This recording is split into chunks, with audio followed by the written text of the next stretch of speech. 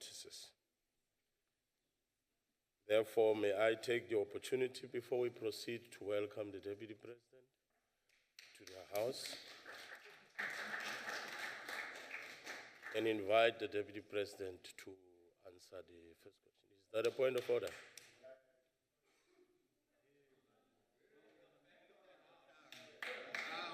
May I proceed? Can I speak, Chair? Yes, you may proceed. Chair, the EFF stood yesterday on a point of privilege on the use of certain individuals, bouncers or whatever it is, which are not allowed in this NCOP because we have not adopted their use in this House. The matter was then referred to some body, and we have not received a response on that matter. The reason why we're raising it now is because we think it should be dealt with now because it is an ongoing violation of NCOP rules. If a member were to stand now and choose to exercise his or her right, the use of those hooligans can still be installed here, and we feel that it should be dealt with now.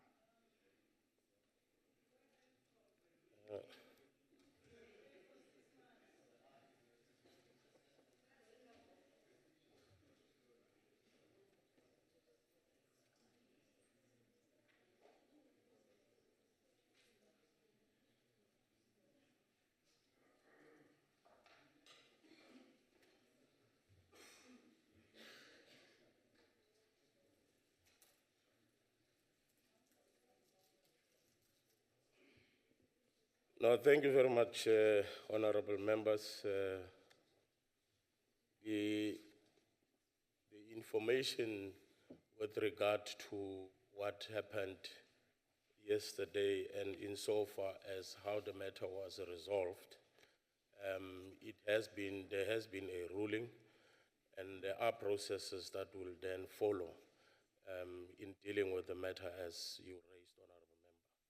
It may not be an issue for this particular sitting because it was dealt with yesterday. Chair.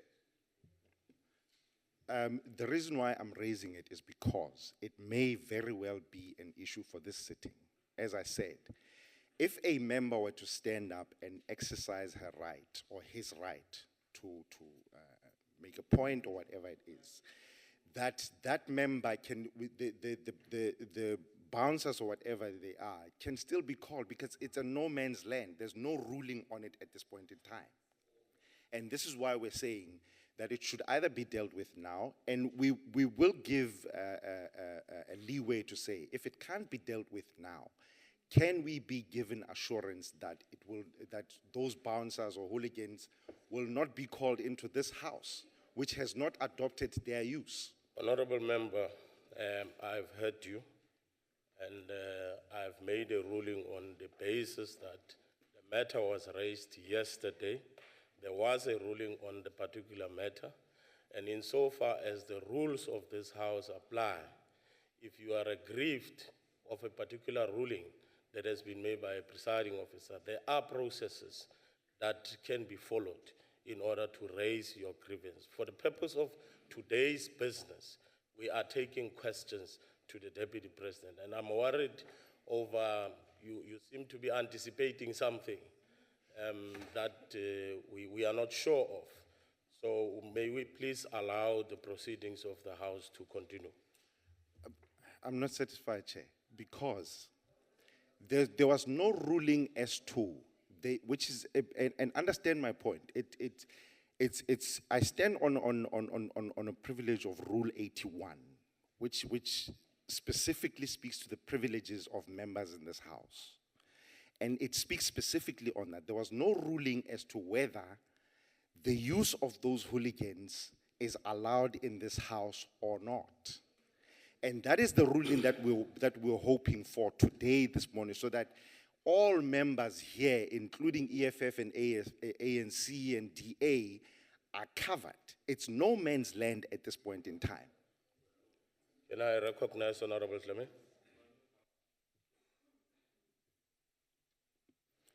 Thank you very much, Honorable Chair. We need to be assisted because some of us, we don't know who are the hooligans that are being used by Parliament. We need to be clarified. Honorable Mokoena. Yes, can I You answer have- the question? No. Oh, You have raised your issue. I've heard your issue. And therefore, I am appealing to you and other members to allow the business of the House to proceed. fine. We're happy with that. Except that I would then suggest that we get an assurance from the chair that those hooligans that have not been adopted by this House will not be used in this sitting until a decision has been made. Can we get an assurance on that? Chief Whip? I don't think, according to the rules of this House, any member here must hold proceedings to ransom. Point number one. Point number two. In this House here, we have honorable members. We don't have hooligans here. And that word hooligan, until it is defined, Chairperson, let us not entertain it in this August House. Until we all know what it means. Okay. Honorable Mokoena. Honorable Mokoena. Once more, may I appeal to you that we continue with the proceedings of the House. If there is any other matter, can you then meet with me in the office?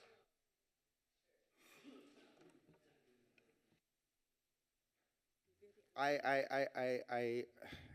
must stress the point, and I'm not trying to be disruptive here. I'm dealing with a matter which is of a privilege, and it affects this particular sitting and any other we're going to have after this discussion we're having.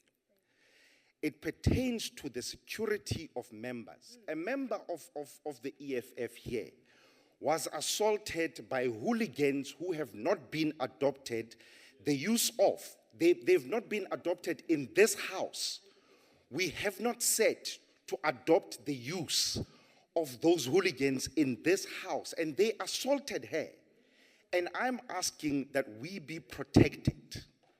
That's what I'm saying. Until there's a proper ruling on the issue, can we have word from the presiding officer that we are protected on that issue? Thanks. May I recognize honorable member? Honorable Deputy Chair, I rise on a point of order. It is very clear, crystal clear on our part, that the intention of Honorable Mokoena coming to this House today is to disrupt the proceedings of this House. And can we please submit to you, Honorable Deputy Chair, that we proceed with the proceedings and that Honorable Mokoena now be ordered to sit down and the proceedings of this House be commenced with. Honorable members, may I protect Honorable Mokoena in the sense that he had the right to raise whatever that he wanted to raise.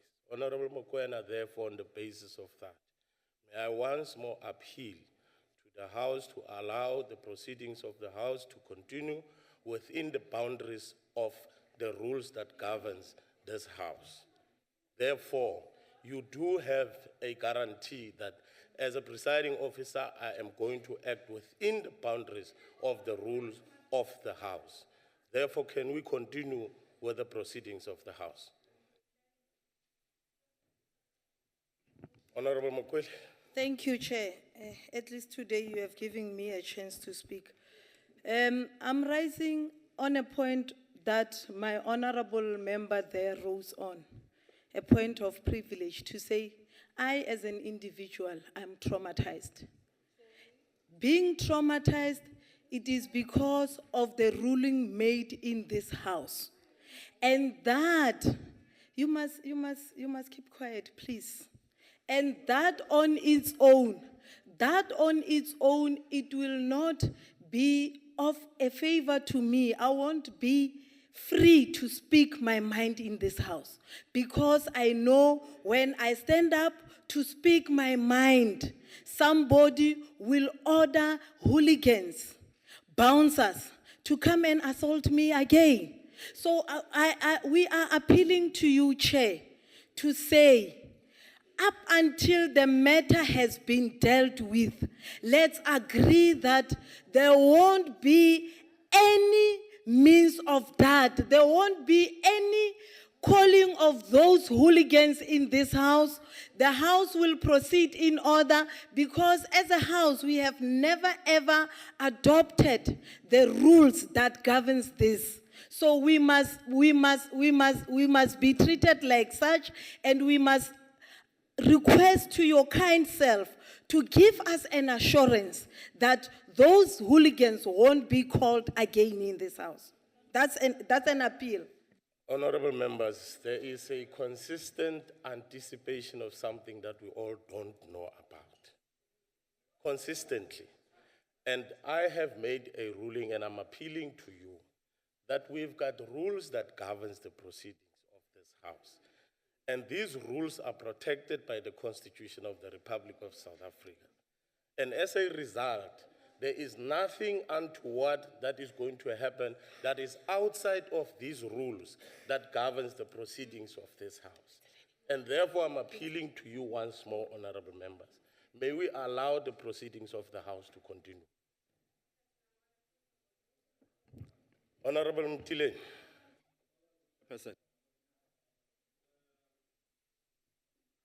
I'm happy that it is your own self who talks about the rules that are there. But last week, you were there, you happened to call those bouncers. And outside those rules, what is being said by Honorable Fana there is that this house hasn't adopted that, maybe we reach heated argument. Because always when you realize that, the arguments are being heated, you resort to calling hooligans. That is why he's referring to them as hooligans. Because we haven't adopted that, whenever, there are problems here, we don't have to call those ones. That applies only at NA, not in the NCOP. So, I would just say, with due respect, if we could have a replacement just for today, you don't preside over this sitting. You get a replacement yourself. You recuse yourself. That's my plea. Because you see, for as long as Honorable Tawi are here, we'll be afraid to talk. We're not going to talk out our issues. The timing is exactly not good. For the ruling party to bring you again, sit before us, when we are still, mourning the gruesome attacks on one of the members here. I'm making a plea. Honorable members, once more, I'm appealing to you. And I do not know what is it that the member is trying to insinuate, because he is speaking as we are now. You have been speaking. You have not been intimidated not to speak. And as a result, I am appealing to you, honorable members, that we've got rules of the House, and the very same rules that you are referring to clearly states that if a decision of a presiding officer, if a presiding officer arrives at a decision and you are not happy about the decision of a presiding officer, it lays out the processes that must be followed. And therefore, I will appeal to you, honorable members, that we continue with the business of the House, and if at all you are aggrieved of certain things, there are processes that are clearly spelled out in the rule that allows you to raise your grievance. Can you close it for us, Honorable Mokoena? Chair, Can I recognize Honorable Mokoena? Let me then close it then by saying this.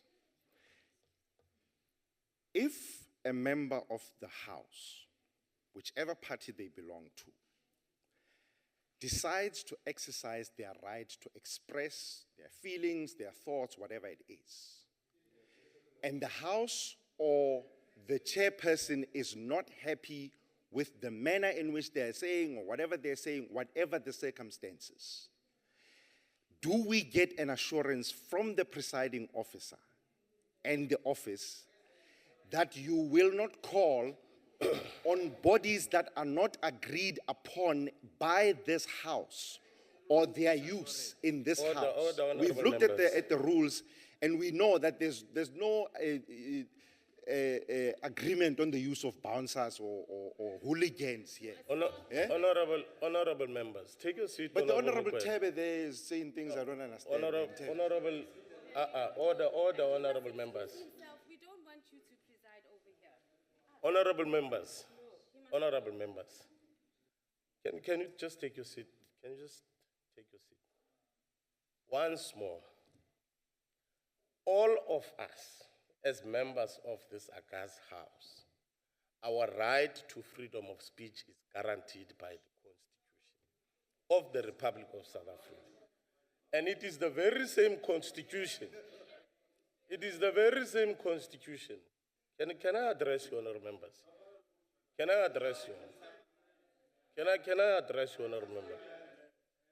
Can I address you, honorable members? Because From the onset, take your seat, honorable member. Can you just take your seat? Honorable Mtileni, can you just take your seat? I'm addressing you. I'm addressing you on a very important matter that you're raising.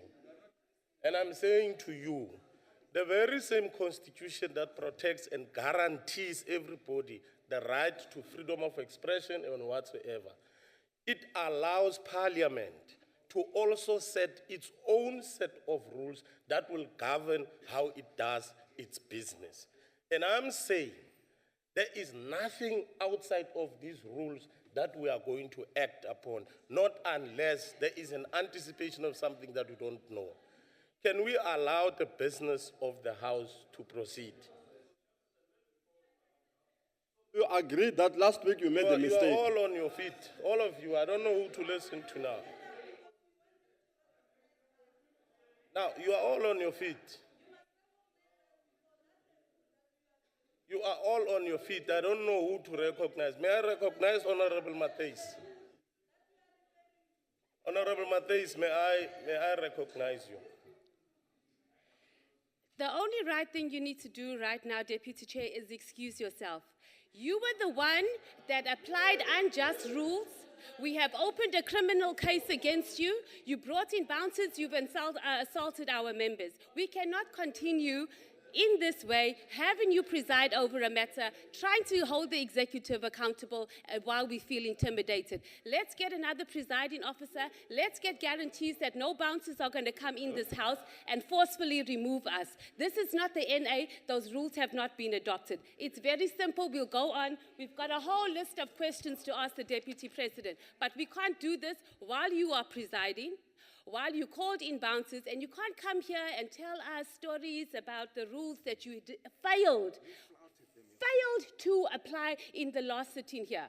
Do you know, our member was abused, physically, kicked, broken, because she is asking questions, holding an executive accountable, and you allow that to happen.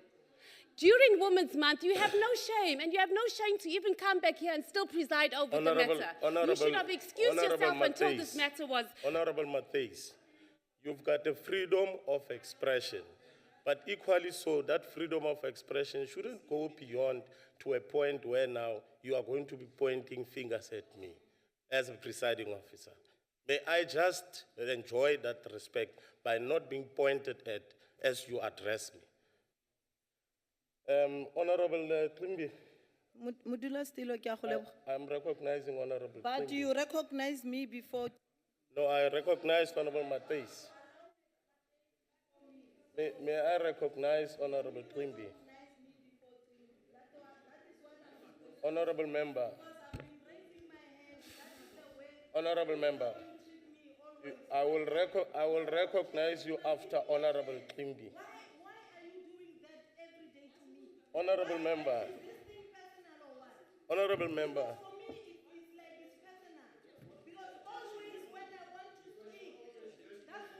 Honorable members, order. May you, Honorable Trimbi, may I recognize you? Thank you very much, Chair. I'll recognize you, Honorable member. Chairperson, thank you very much. Chair, it's clear. The members of the EFF are here to disrupt this sitting today. As you said, Chairperson, that they know the rules, the channels. If anything was wrong, they know how to take this thing further. I think, I will Chairperson, recognize you. No. No. Honorable member, Honorable Member Mukweli, Honorable Member Mukweli, Honorable Member Mukweli, Honorable Member Mukweli. To disrupt the house. We are not here to disrupt the house. Honorable Member He must Mukweli. withdraw those words. Honorable Member He Mukweli. must withdraw those words, Chair. I'm requesting. Honorable Member Mukweli, may I protect once more your right to freedom of expression. Honorable Klimbi, we don't have members who are going to disrupt the house. We've got members who are honorable, who are raising their issues as expected of them. thank you, Can Chair. you address ourselves to that? Thank you very much, Chairperson. I understand. But the way that they behave and the way that they're approaching you and the way that, Chairperson, they don't respect the Deputy President of this country, the way that they don't respect this House, Chairperson, I can assure you, it shows that those people are not coming here to discuss the matters and calling the officers of officials of this government hooligans. That word, Chairperson, and it shows that those people here, Chairperson, they undermine everybody here. They undermine members of South Africa here, Chairperson, who are here, Chairperson, Chair. to discuss Order. Point taken. very important Order, things Chair, of this order. country. Point Thank you very taken. much. Order. Honorable members, Chair, honorable order. members, Honorable Mukweli, may I just remind you of the words that you use? May I address you first? Then you will recognize me. Thank I you. will recognize you. Honorable members, we are consistently using the word holding, Honorable Mukweli, holding the executive to account. The Deputy President is here with us as a member of the executive to do exactly that. And that is what we have on the agenda, to receive answers to the questions that have been put to the Deputy President. May we therefore allow the Deputy President to then start answering questions in the House. Your issues have been raised, they have been noted. There are processes that you, if you still feel that you are uncomfortable with, we can still take those matters forward. The office of the chairperson is open to be approached for anything that members feel that they are aggrieved about. Can we allow the Deputy President to answer questions? Thank you, Chair, for that progressive statement. But as a person who was physically assaulted, as a person, I'm speaking as myself now, not a member of this House. As a person who was physically assaulted by those hooligans, I don't know them, that's why I'm calling them hooligans, no, bouncers, whatever word. As a person, I need to be protected. As a woman, I need to be protected. To say from the officer presiding or presiding officer or deputy chairperson, I need an assurity. Whenever I interact with the deputy president concerning his accountability, I will not be assaulted again. Up until the matter, the processes that you are talking about are dealt with amicably so. But for now, I feel threatened. I'm still traumatized. It's a fact. I am still, you can laugh, it's fine, it's a joke to you, because this thing has never happened to you. You can laugh, you can do whatever comment, it's fine. But as a person, as a mother, as a wife, as a sister, as an aunt to someone, I am traumatized, as a child to someone. And I'm not disrespecting anyone. Talking my views or voicing out my views is not a sign of a disrespect. It's Honorable not, I Mokwena. don't care, it's your wife, I don't care. But Honorable- I need to be Honorable protected. Mokwena, yes, yes. Please, I've heard Chair, you. I I've need heard that commitment from you. I Honorable need that Mokwena. commitment from you as a presiding officer today, that I will be protected. My rights will be protected in this house. Then after that, we are here to work. As you know, we are here to work. We can still be here up until 11 o'clock or whatever time. As long as I am free in this house. Thank you. Honorable Mokwena, your rights, according to the Constitution of the Republic of South Africa, are protected. Your rights to speak in terms of the rules that governs the proceedings of this House are protected. That one you've got a guarantee insofar as these important documents are concerned. And therefore, may I, honorable members, allow the Deputy President to answer questions. Honorable Mokwena. Not Mokwena, Mokwena, sorry. Chair. Chair, I think this is why then the issue of conflict of interest was raised, because you, as a presiding officer, personally, are the ones who ordered these, what we call hooligans, because they have not been adopted in this house. Now, I suggested to you earlier, and I needed just for you to say yes or no. Will we be protected by elements that are not, you keep referring to the rules and the Constitution. Will we be protected against these bodies and individuals that are not agreed to in this house? Their use is illegal in this house. Are we protected from such illegal entities? And this is the question that we just need to answer. Honorable Mokwena. And then we can move on. We are here to answer to speak to the Deputy Honorable President. Mokwena. Please. There is no any other point of reference that I can guarantee the rights of members insofar as freedom of expression and participation in this House is concerned, outside of these fundamental documents. Therefore, I'm saying, based on these, every member's right to participate, to make a follow-up question or whatsoever, is guaranteed. Therefore, may we continue with the business of the day. Before we continue, Chair, you know, last week, you never referred to any rule when you instructed those guys and ladies to remove me here. You never refer to any rule. Like now, you just say it. We know we are protected. That is why last week I stood up on a point of order for you to recognize me. But what you did after that was contrary to what the Constitution and the rules of this House are saying.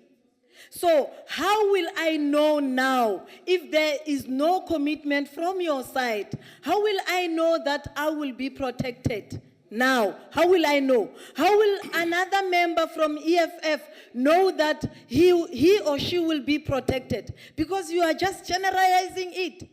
You never pointed any rule last week because there is no rule in the NCOP that says you must call those hooligans inside the house. There is no rule that says that. We have never adopted our rules as a house.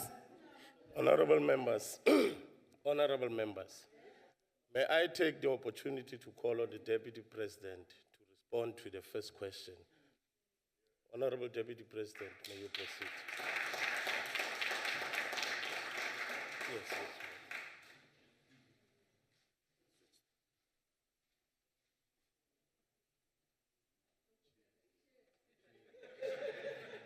Cheers.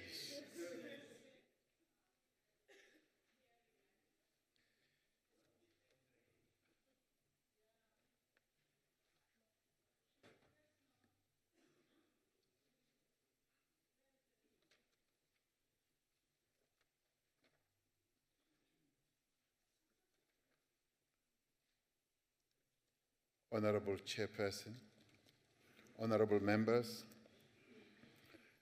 since the achievement of democracy in 1994, South Africa our beloved country has made great strides in advancing the participation of women in various political decision-making structures all across the board.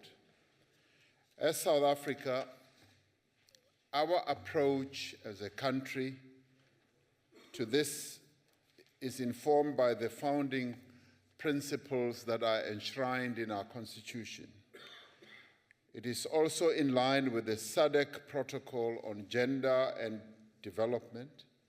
In addition, South Africa has itself enacted legislation and undertaken measures to promote gender equality in the political process. The Electoral Act, for example, requires that every registered party and candidate should facilitate the full and equal participation of women in the activities of political parties. They must ensure free access of women to all public political meetings, marches, demonstrations, and rallies. More directly, the Local Government Municipal Structures Act requires that every party must seek to ensure that 50% of the candidates on the list of women are women, and that female and male candidates are evenly distributed through the list. Such measures have achieved positive results. The proportion of women represented in our National Assembly increased from a mere 3% before 1994 to the current 41%. That is a phenomenal achievement. According to the Independent Electoral Commission, the proportion of women candidates standing for national and provincial elections increased from 27% in 1999 to 31% in 2004, to 39% in 2009, and 40% in 2019. That too is a great achievement. Despite this progress, not all political parties in South Africa demonstrate a similar commitment to gender equality in political representation. There are still gaps and shortages and weaknesses in this regard. According to a 2011 report by the Commission for Gender Equality and the IEC, only 2 parties had committed themselves to implementing a 50-50 gender quota system in election lists.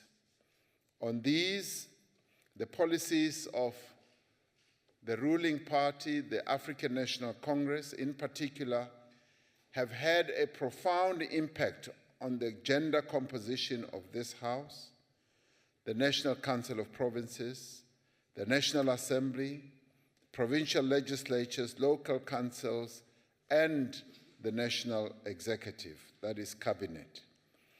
As we prepare for the 2016 local government election, we would like to urge all parties to demonstrate political will, political commitment, and take decisive measures to ensure equal representation of men and women in the selection of candidates.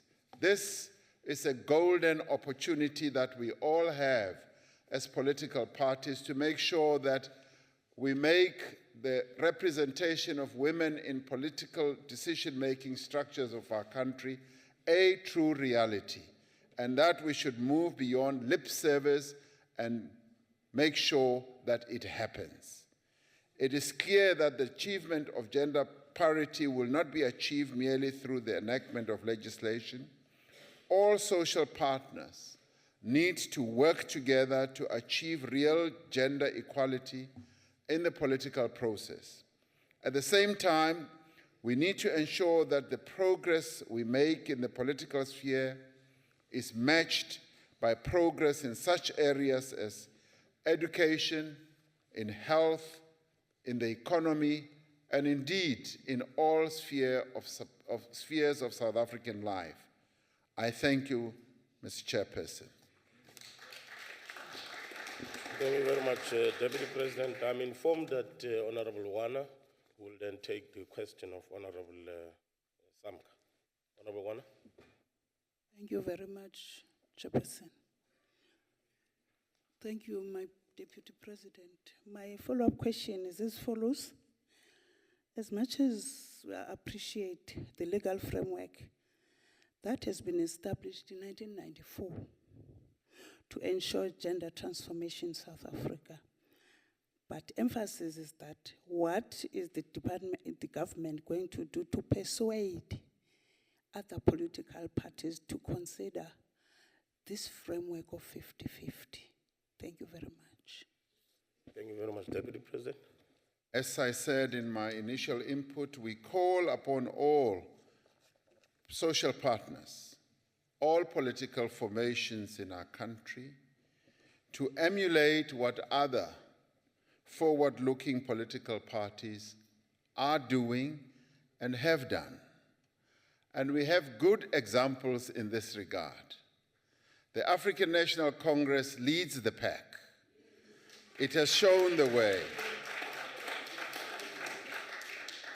And it is up to other political parties to follow suit and to see that by the ANC having taken great strides to empower women and great strides to continue empowering women, it has changed the landscape, the gender landscape in our country, and intends to continue doing so. The government, on its part, calls upon all political formations, all social partners in various institutions in our country. It is important that women must be empowered in all aspects, facets of South African life. This is a commitment we must make, and we must never turn back from making this commitment and acting on it. Follow the way the ANC has shown leadership in this regard. Honorable Kaula. Thank you, Honorable Chairperson, Your Excellency, the Deputy President. Since you have been singing so much praises of your party, which is no surprise anyway, it's your party, the ruling party. But you have been selective, sir. South Africa has got 9 provinces. Of the 9 provinces, 1 has got a female premier, which is ruled by the DA. And the rest 8 are controlled by the ANC. And out of that 8, only 1 female premier is there. Now, you maybe mistakenly forgot this one. Can you say something about it? Honorable Deputy President. Yes, yes. I'm happy to say so. I'm happy to say something.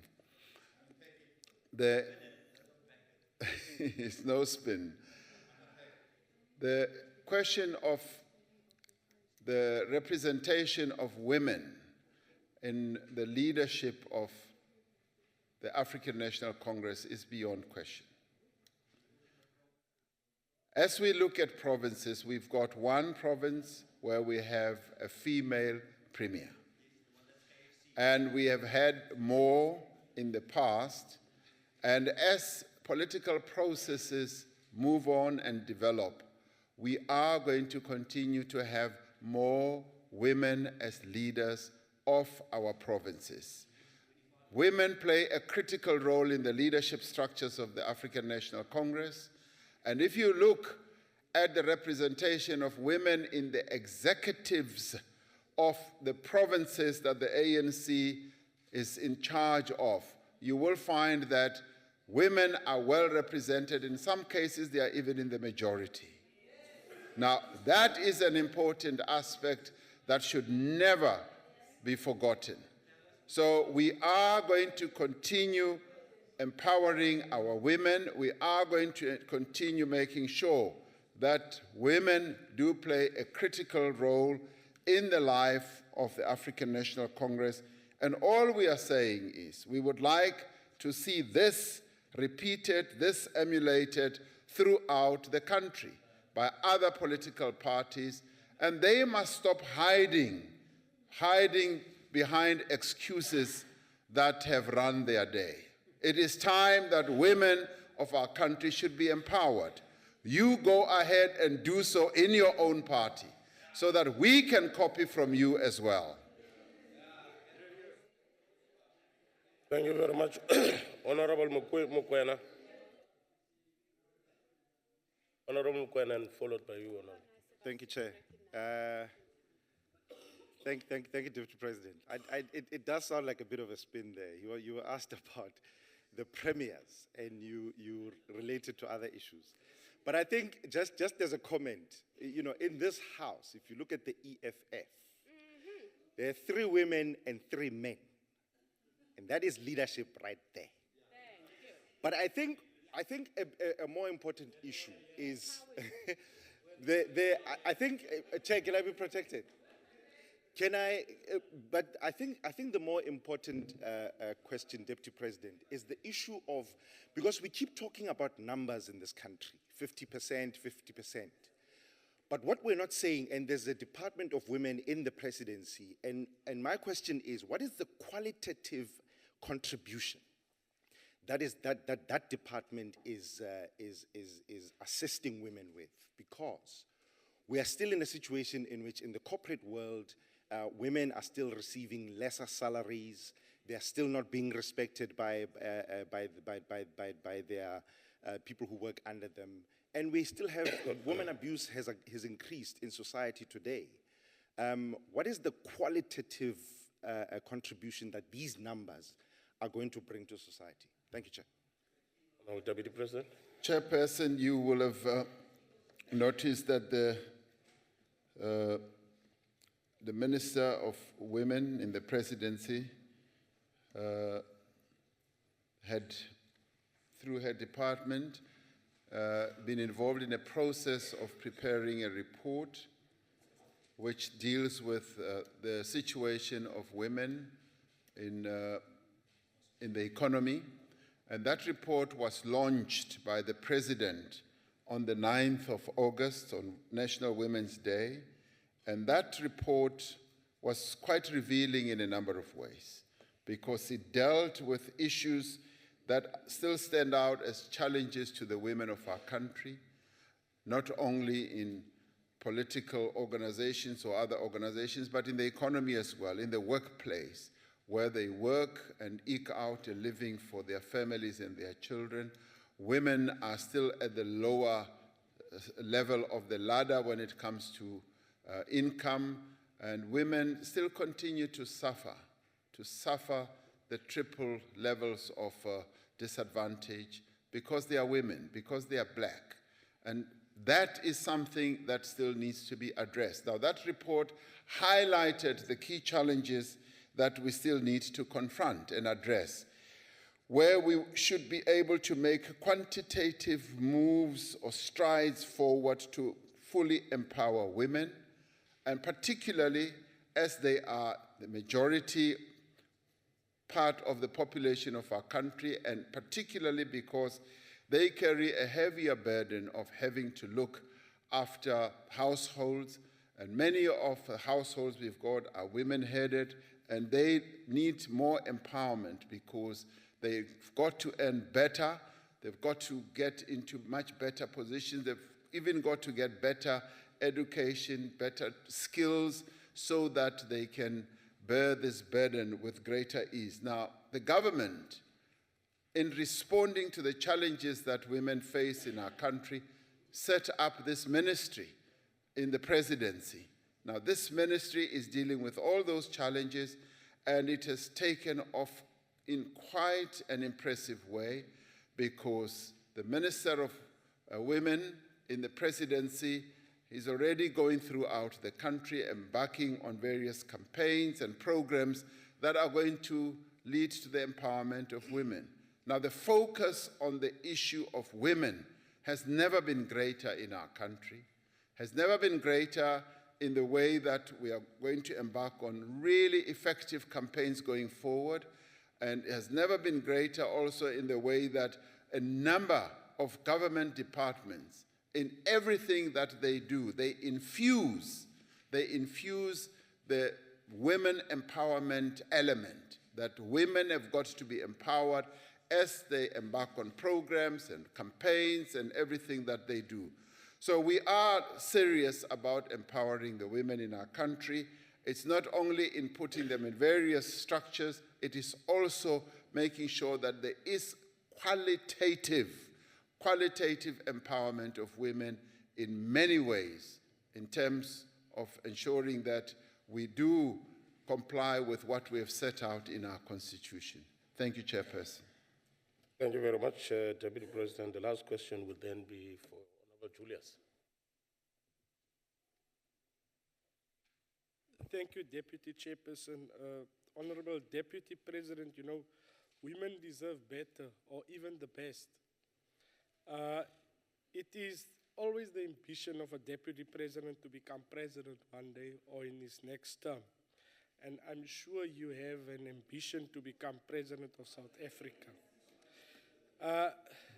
Seeing that the ANC Women's League expressed their desire for a women president next time from the ANC side, which puts you in a difficult position, I would say.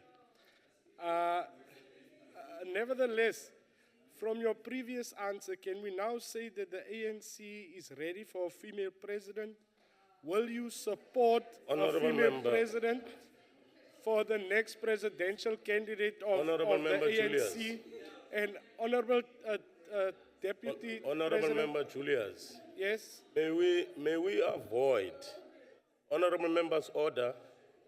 May we avoid, Honorable Members. May we avoid a situation of making reference to people, to structures that would not be able to answer for themselves in this House. Can we just focus on the supplementary question as provided yes. for? Chairperson, I asked my question. Honorable Members, order, because I can imagine, I can just imagine. President, I didn't ask the ANC a question. I asked not a structure, I'm asking the Deputy President a question. With reference to a structure that is not represented directly. I didn't make reference to structures, ANC or so. It is all over there that the ANC Women's League expressed. Can we focus to the question, Honorable Member? Yes, Chairperson, I focused on my question. Is the ANC ready now for a female president based on your previous answers, Deputy President? Would you support, I'm not referring to the ANC, I'm referring to the Deputy President of South Africa. Would you support a female candidate for the presidential election? Honorable I'm not done, Deputy. Your answers thus far, I like it. It was straightforward and to the point. Can we please stick to honest answers? Thank you,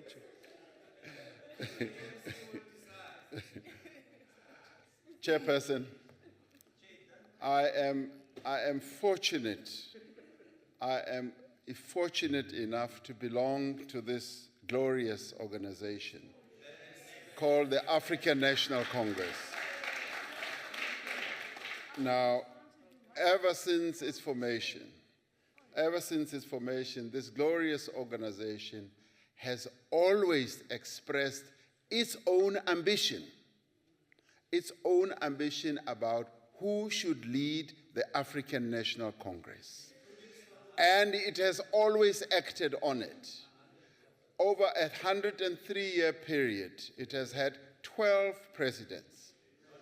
And in those 103 years, it has always expressed an organizational ambition by saying, this is the person we would like to lead the African National Congress.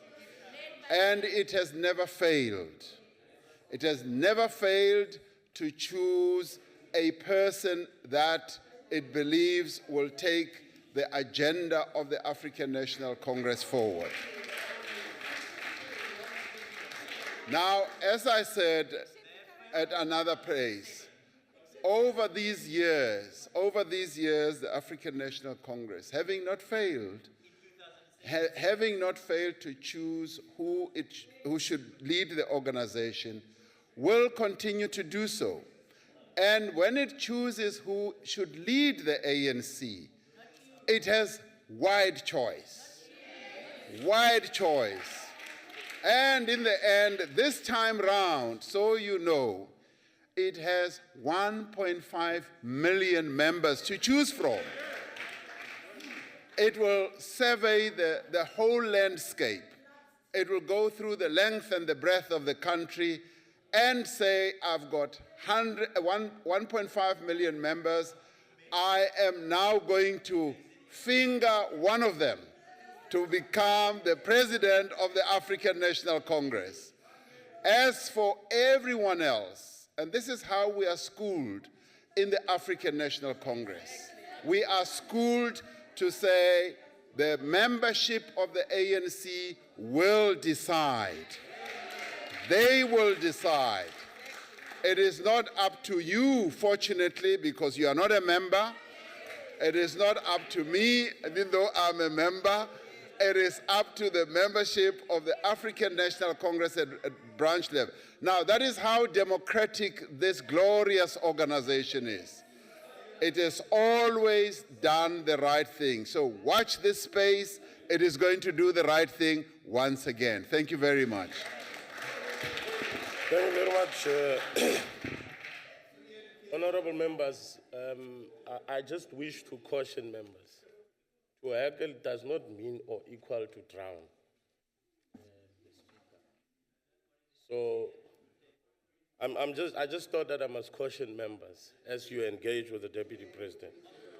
Deputy President, can you continue answering the question by Honorable van Lingen?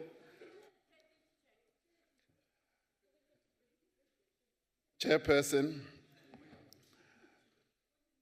given the critical role that is played in our economy by state-owned enterprises, and recognizing the challenges that are faced by some of those state-owned enterprises,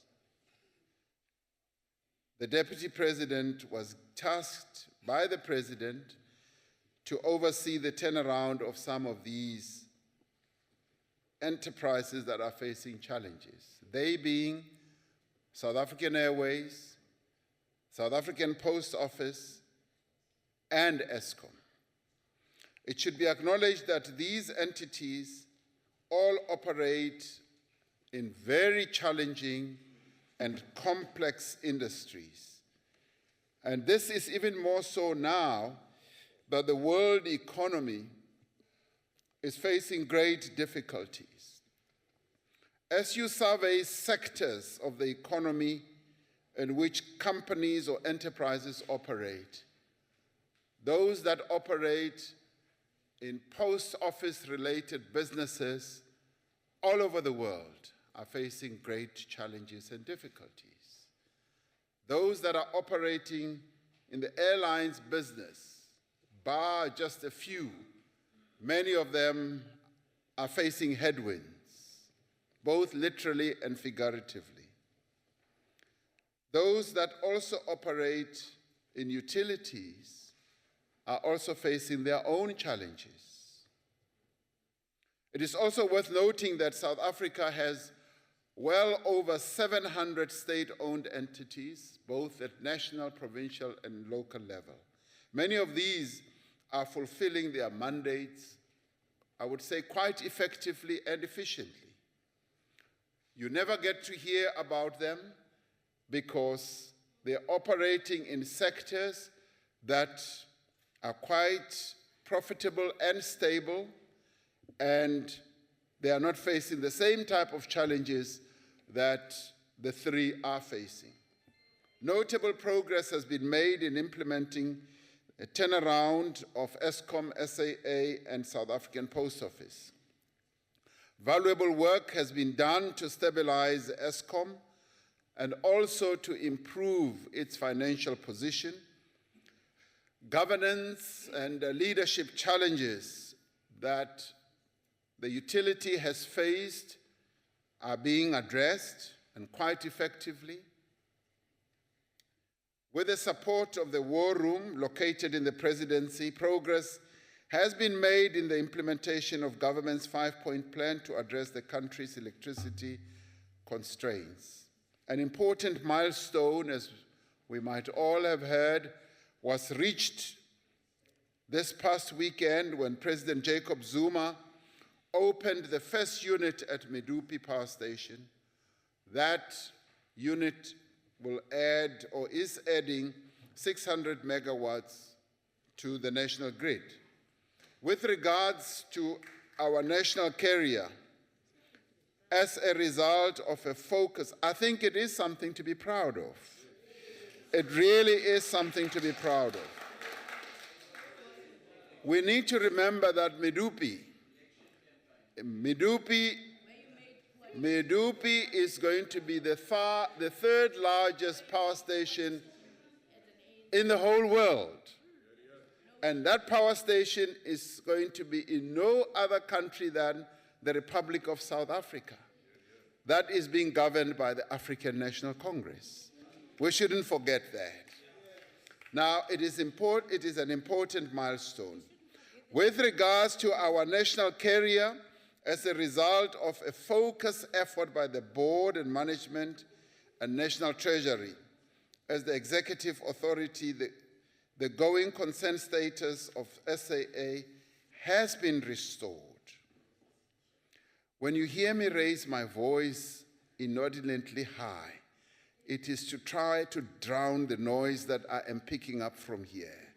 So don't be alarmed when you hear me raise my voice, because I do want to hear myself, and I'm being drowned. Anyway, operating costs are consistently being reduced, and operating efficiency is improving. In short, the 90-day action plan has been successfully implemented. A long-term turnaround strategy has been developed, and as we speak, is being implemented. A strategic turnaround plan for the post office is also being considered by the cabinet. A thorough diagnostic review of the challenges at the post office was undertaken, and a business model has now been developed. A new post office board has been appointed. The board is comprised of people with the requisite skills and experience to implement the turnaround strategy. While we address the challenges at these entities, we are also undertaking what I would call broader transformation of the state-owned enterprise sector. This is being coordinated by an interministerial committee charged with the implementation of the recommendations that flew out of the Presidential Review Committee on State-Owned Enterprises. We are certain that the strategies that have been developed are pursued with focus, with determination, and I have no doubt that they will achieve their desired results. We are already beginning to see those results as we move on, and those with eyes can see, and those with ears can hear. Thank you, Chairperson. Thank you very much, Honorable Fallinga. Honorable Chairperson, all the state enterprises that the Deputy President is referring to have monopolies. And they are in a difficult position in spite of excessive state funding.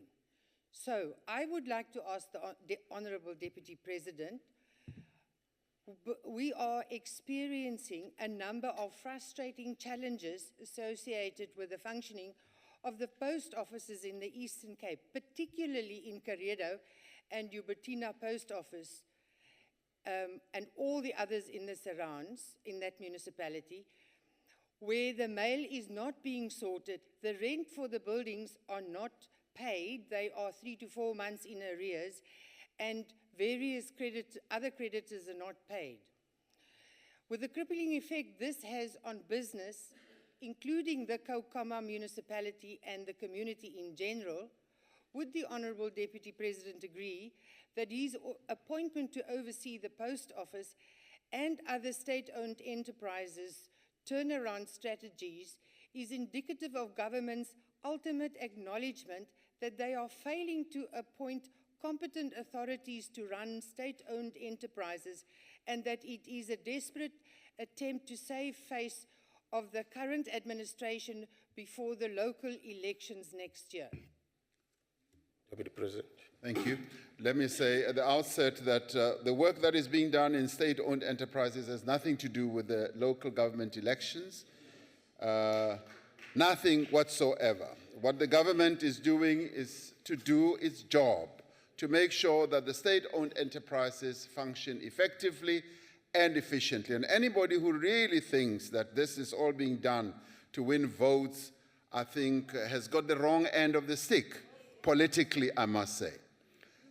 Secondly, if these enterprises had the type of monopoly that you're talking about, they would probably be doing much better. SAA does not have a monopoly. There's fierce competition in our market when it comes to airline activity, economic activity. The post office is having its lunch eaten, if you like, by a number of courier companies that courier parcels around the country. So the post office plays a critical role in fulfilling a social mandate of delivering mail to our people and also of having banking services to our people, particularly in rural, deep rural areas. Now, we've never shied away from admitting that the post office is facing challenges. It is facing challenges, and those challenges are being addressed. As I was saying earlier, a clear strategic model has been put in place, and that model is now being implemented. We've appointed a board which has people with expertise, with knowledge, who are going to participate together to turn the post office around. ESCOM is another utility that has faced challenges, as I was saying, and even ESCOM is being turned around, and we all know the challenges that ESCOM faces. We've never hidden them, and indeed, it so happens that many other countries have a similar situation like ours, where their utilities either have old-aged generators or power stations that now have to be revamped, that have to be modernized. We are already ahead of the curve because we are already building power stations, and one of them has already gone live, a unit thereof has already gone live, and in another 18 months to 2 years, you will forget that the challenges that we had with relation to power or energy and ESCOM ever existed. Be patient. This problem is going to be resolved. Thank you very much. Thank you. Thank you very much, Honorable Nita. Thank you very much, Chairperson of the session. Good afternoon, Your Excellency, Deputy President. Let me first appreciate the strategy that the government have put together, because we really can see that it's beginning to yield fruits, because we have not seen load shedding for days, which means there is something that is right that we are doing. And congratulations to the Mudupi. Let me again, Deputy President, note the fact that you said we have about 700 SOEs in South Africa. And it's interesting that you rarely hear people talking about Dinel, which is one of typical examples of SOEs that are performing very well in South Africa. They are also helping globally No one is mentioning that. Also, Transnet is one of the best performing SOEs of this country. Lastly, What is the point chairperson of order, of Honourable the Member? session.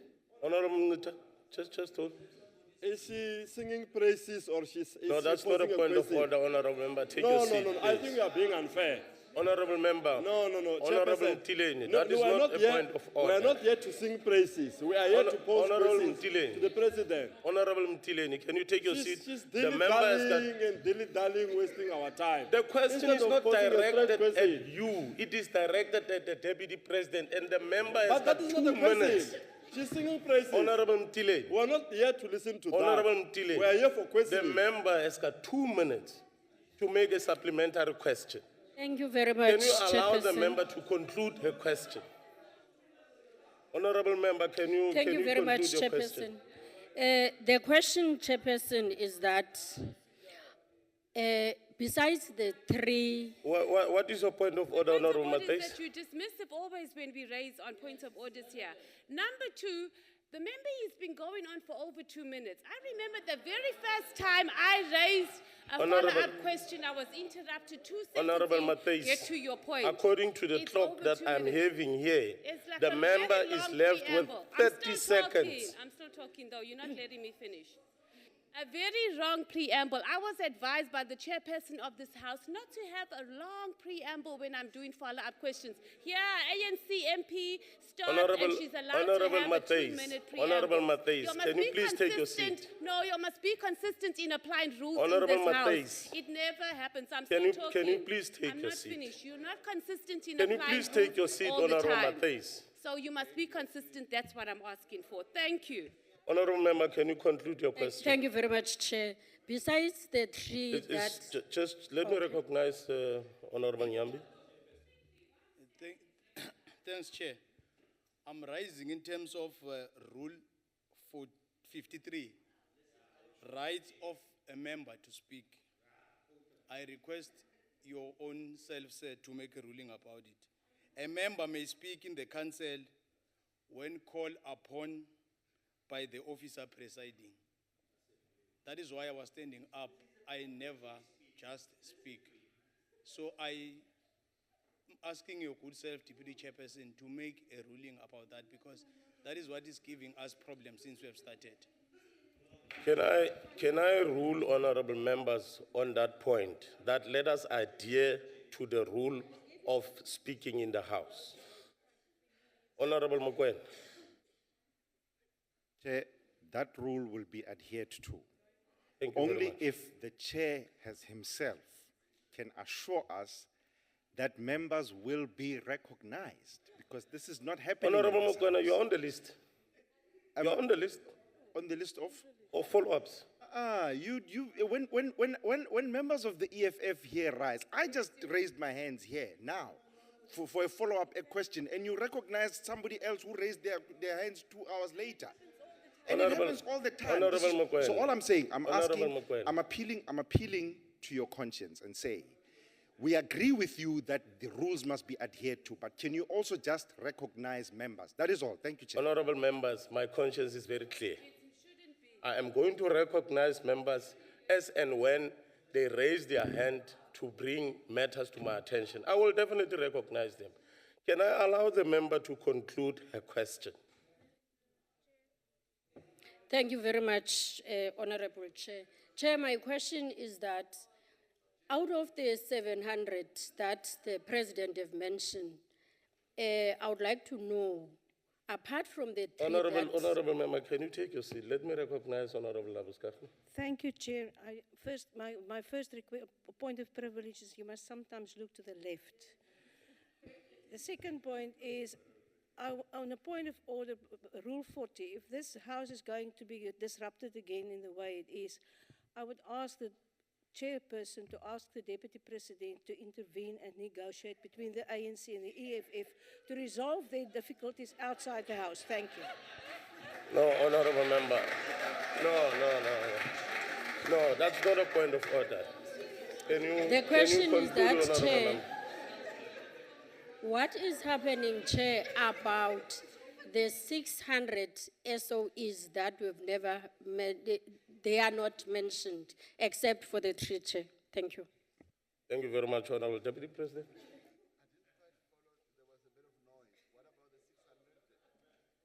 Can you just repeat the last part of the question? The 600 in particular? Chairperson, the question is that what is your general feeling about the 600 SOEs that we have? Thank you. Honorable Deputy President. Chairperson, thank you. Honorable Deputy President.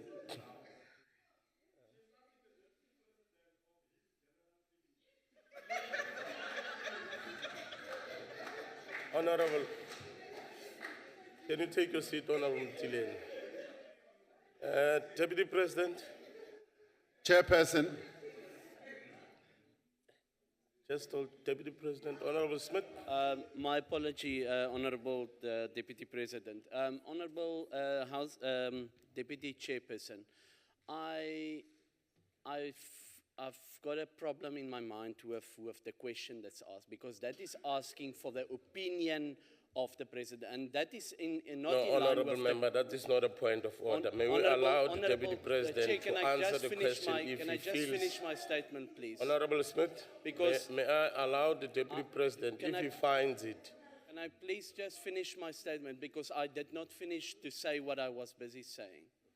I was saying that the rules says that we are not allowed to ask for the opinion of in a question. That is an opinion, and that is against the rules, Honorable Deputy Chair. So I'm Honorable asking Member, you to rule the on way that specifically. I understood the question that was asked as a follow-up question is a relevant question to the state of SOEs. And she kept on repeating the state of SOEs, which is a relevant subsequent question to the principal question. Honorable Deputy President, may you continue? Thank you, Chairperson. I referred to the fact that we have more than 700 SOEs in our country, and I'm able to state that I will go beyond just stating my feelings or opinions. Honorable, sorry, Deputy President. Honorable Abu Stefani.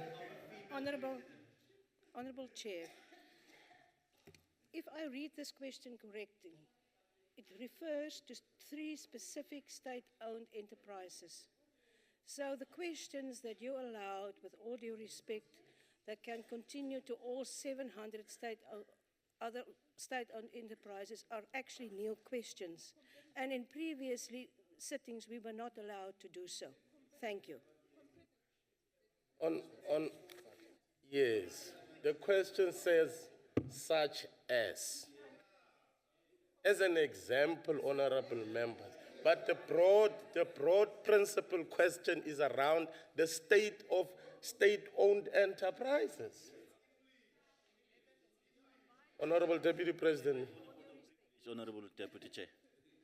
That the Deputy Chair requests Honorable Maimane to recuse himself from the public gallery, because now we are impressing the leader in here. No, that's not a point of order. Honorable Deputy President, may you continue with the question? I was saying that I will go beyond stating my feelings or opinions and state reality. When it comes to these state-owned enterprises that are facing challenges, they are and will continue fulfilling a very useful purpose in the life of our economy. ESCOM has more than performed well. It has rolled out electricity to hundreds and actually millions of South Africans, who were neglected by the past misrulers of this country. ESCOM has made sure that it connects millions of households in our country to the grid. And that is something that is often ignored in terms of what ESCOM has been able to do. And indeed, the post office continues to play a critical role. If I were to talk in general terms, I would say one of the greatest joys that I've heard at a personal level, is being asked to chair a state-owned enterprise called Sasria. Sasria, which is the reinsurance company that is owned by the state, has been able to declare dividends well over 15 billion rand to the fiscus. 15 billion since the time that I got involved with Sasria, but it has done more. It has done much more. It has acted as a very efficient reinsurance entity in our country, but where I want to go is the empowerment type of process it's been involved in. It's the only entity that has developed black actuaries in our country. We have, through Sasria, been able to develop tens of young black people as actuaries, fully qualified professional actuaries. And this has been due to the work of a state-owned enterprise, a state-owned enterprise that executed the government's mandate to make sure that black people do get skilled in our economy. High-level skills have been delivered by a state-owned enterprise. So we've got many state-owned enterprises that are doing a really good job. Transnet is one of those, and a number of others are doing an excellent job in our economy. So we should never look down on state-owned enterprises and write them off because 3 state-owned enterprises are not doing so well. And they are not doing so well because they are in difficult sectors of our economy. Others are doing well. Have respect for our state-owned enterprises, please. Honorable Mokwena.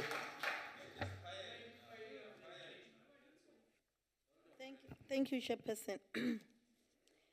Is the government going to consider moving state-owned entities which currently sits with the Department of Public Enterprise to line function ministries, SAA to transport, DENEL to defense, and similarly all other entities to ensure better alignment with government's policy objective or follow on China's model of creating a central administration of all SOEs which focus only on investment but leave policy matters to line function ministries? Thank you. Honorable Deputy President. Chairperson,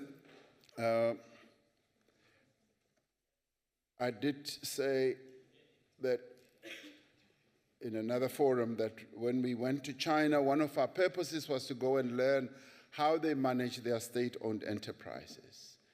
And recently on a trip to Japan, we also started finding out how they have in their own history managed such. And we're gaining valuable lessons. Now, the President set up the Presidential Review Committee on State-Owned Enterprises, which issued a report, and the President established or set up an interministerial committee that is looking at how we should reconfigure our state-owned enterprises. That work is underway, and it is going to deal with a whole range of matters that will include things like, should we have state-owned enterprises being aligned to line ministries? Should they be in one coordinating body like they have in China? So all those issues are going to be given serious consideration. And when the Interministerial Committee finally issues its report to the Cabinet, then there will be a light at the end of this tunnel. As it is now, we are seriously engaged in the process of looking at how best our state-owned enterprises can function when it comes to governance, when it comes to operations, when it comes to their finances, and everything else. So everything is open to be looked at more closely with a view of making sure that our state-owned enterprises operate more effectively and more efficiently. China, for instance, has been able to list some portions of their own state enterprises. They own the largest bank in the world, and they have floated a portion of the equity on the New York Stock Exchange. They own the largest mobile company in the world, and they have been able to float a portion of that on the London Stock Exchange, or is it New York Stock Exchange? So there are important lessons that we can learn from them. Many people dismiss our journeys to China, They dismiss the lessons that we are learning from China as though they know best. The Chinese have done a great deal, and we can learn from them. And we can also learn from other countries as well. So as we learn from our friends, as we learn from those who can teach us certain things, we welcome that. We are open to lessons that can make us get better. And that is the journey we have embarked upon. The last supplementary question, Honorable Mokoena. Thank you, Chair. Deputy President, I think once again, we're spinning the situation. It kind of reminds me of the President making a public statement here that the economy is growing and that there are projections of a 3% increase in the GDP, while Treasury was speaking of a depreciation. You are here telling us about Medupi and how well it's doing, and so on and so forth, while ESCOM at the same time is bemoaning the costs of Medupi, which have quadrupled.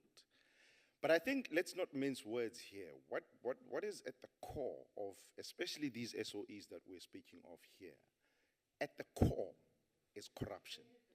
We heard about PRASA of late. We heard about even Denel that we're hearing these praises about. And then ESCOM, which you were chair of NERSA, for instance.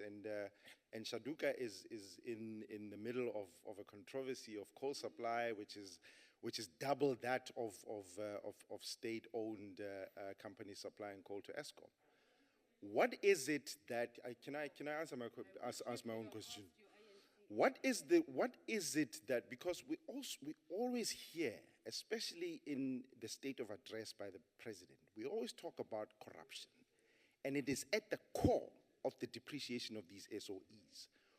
What qualitatively are we doing to curb corruption in these entities? Thanks, Chair. Thank you very much, Deputy President. I was never chairperson of NERSA. No, never. I was never chairperson of ESCOM. Never. Get your information right. I am no longer a shareholder of Shanduka. I know nothing about what they are doing. They carry on with what they do. Since I was elected here, I cut my links with Shanduka and publicly declared that. Now, coming back to your question, what are we doing about corruption? Corruption is pervasive in a number of areas. It is a social ill and an economic ill that we all need to deal with. And corruption does not only reside in public enterprises, it resides in other areas as well, including in the private sector. Even in political parties, corruption does reside there, even in NGOs all over the show. Now, all of us have a duty to deal with corruption. And we have a duty not to tolerate corruption and to take steps and measures against corruption. Now, where corruption is found in state-owned enterprises, measures and action is taken to make sure that it is rooted out. Branch, root, and everything must be out of those state-owned enterprises. That is precisely where the focus is. Now, our governance structures in state-owned enterprises have a clear mandate from the government that we will not tolerate corruption. You must root out corruption. Those who are found with their fingers in the cookie jar must be dealt with. There must be consequences. How does it happen? Disciplinary measures are embarked upon. Criminal cases where evidence is in place are instituted against those people, and some of them are either in jail or facing jail. And in fact, the other day there was a report released which showed how many people, even in government departments, have been dealt with quite seriously and severely. Now, the clear message from this government is that we will not tolerate corruption under any circumstance. We will not tolerate, and we will pursue those who seek to earn their living from corrupt activities. Thank you very much. Thank you very much, Deputy President. We now come to the question number 15 by Honorable Pakis to the Deputy President. The work to address the challenges in the farming sector is progressing on many fronts. While the situation in the Western Cape has tended to receive the greatest prominence, many of these challenges are to be found in farming communities right across the country. We are engaging with all relevant stakeholders in the agricultural sector on a fairly comprehensive approach to address the growth and efficiency of the farming or agricultural sector. The rights and the needs of farm workers, enforcement of labor market regulations, and the adherence of the rule of law are quite important in this whole approach. As this engagement continues, the provision of services to improve the living and the working conditions of farm workers and farm dwellers is being given top priority. This includes the delivery campaigns that are being led by the Ministers of Agriculture, Social Development, as well as Rural Development. This work is being coordinated by the Vulnerable Workers Interdepartmental Forum that's been set up, which engages with farmers and farm workers on a regular basis. Government is also working to ensure the full implementation of existing laws, regulations, and sectoral determinations that are aimed at protecting and advancing the rights of farm workers. There are other initiatives in place to build capacity and to provide support to farm workers and vulnerable households in farming communities. Further information on these programs may be obtained from the various departments in government. The issue, as the question raised, the issue of freedom of association and the participation of farm workers and farm dwellers in the electoral process is an important one. We keep hearing reports that some farmers are seeking to restrict the freedom of association of their workers, and we take a dim view of this, because this should not be allowed in a democratic South Africa. According to the electoral law, it is an offense to compel or unlawfully persuade any person to support or not to support any party or candidate. It is also an offense to prevent any party representative, any candidate or electoral officer from gaining reasonable access to workers. Yes, we keep hearing reports that some farm owners actually prevent their workers from being accessed by electoral officers, by party representatives, and indeed by candidates who are standing for elections. This cannot be tolerated in South Africa. And we would like to call upon those farm owners who continue to do this to desist from participating in activities that restrict the freedom of association of other South Africans. Whether they work for them or not, they are free men and women who should participate in the electoral or in political activity freely without any form of hindrance. In addition, the Independent Electoral Commission, political parties, and the relevant government agencies regularly engage with organized agriculture. They regularly engage with labor and communities to address areas of concern. As work is continuing to address the specific circumstances of farming communities in the Western Cape, we are working to achieve the fundamental transformation of South Africa's agricultural sector. This is a process that government is leading, but which requires the active and constructive participation of farmers, farm workers, industry bodies, communities, civil society formations, and all and sundry. Agriculture is vital to the future of our country, and in fact, the National Development Plan has identified it as one of the key drivers that are going to give us a growth of our economy going forward, and is going to lead to the employment of well over 1 million people by 2030. It has significant potential to create jobs, boost exports, support economic growth, develop rural areas, and more importantly, ensure food security for our people. We have every intention of ensuring that the agricultural sector in this country realizes the potential that all of us would like to see it realizing. I thank you. Thank you very much, Deputy President. Honorable Pakis, any supplementary question? Chair, Deputy President, in the same context, one of the daunting or part of the daunting challenges that are facing the farm workers is evictions in the province like Free State, Western Cape.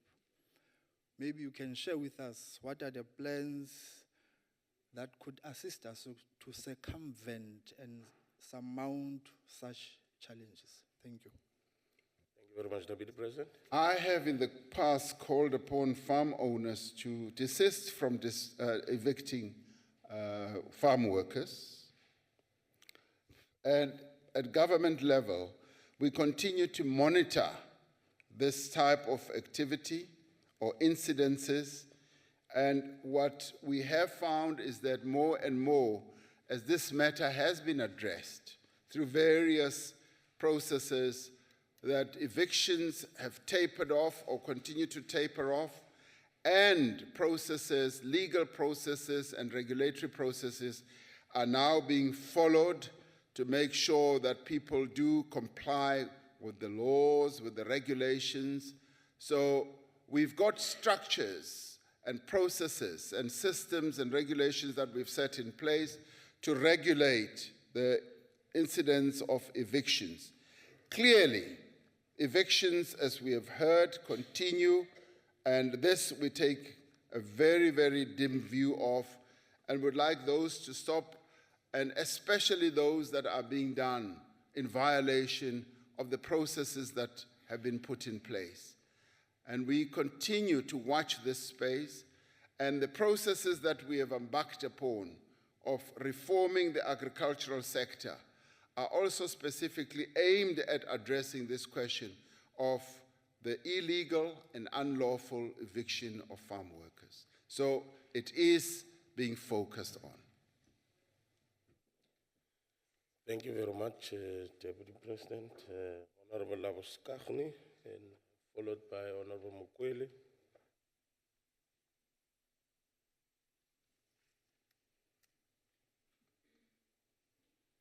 You may proceed. Thank you very much, Honorable Deputy Chair, Honorable Deputy President. During the National Strategic Management engagement sessions on the rights of farm workers and farm dwellers held in Cape Town last month, the national government quoted an International Labour Organization's report on farm workers' living and working conditions in South Africa.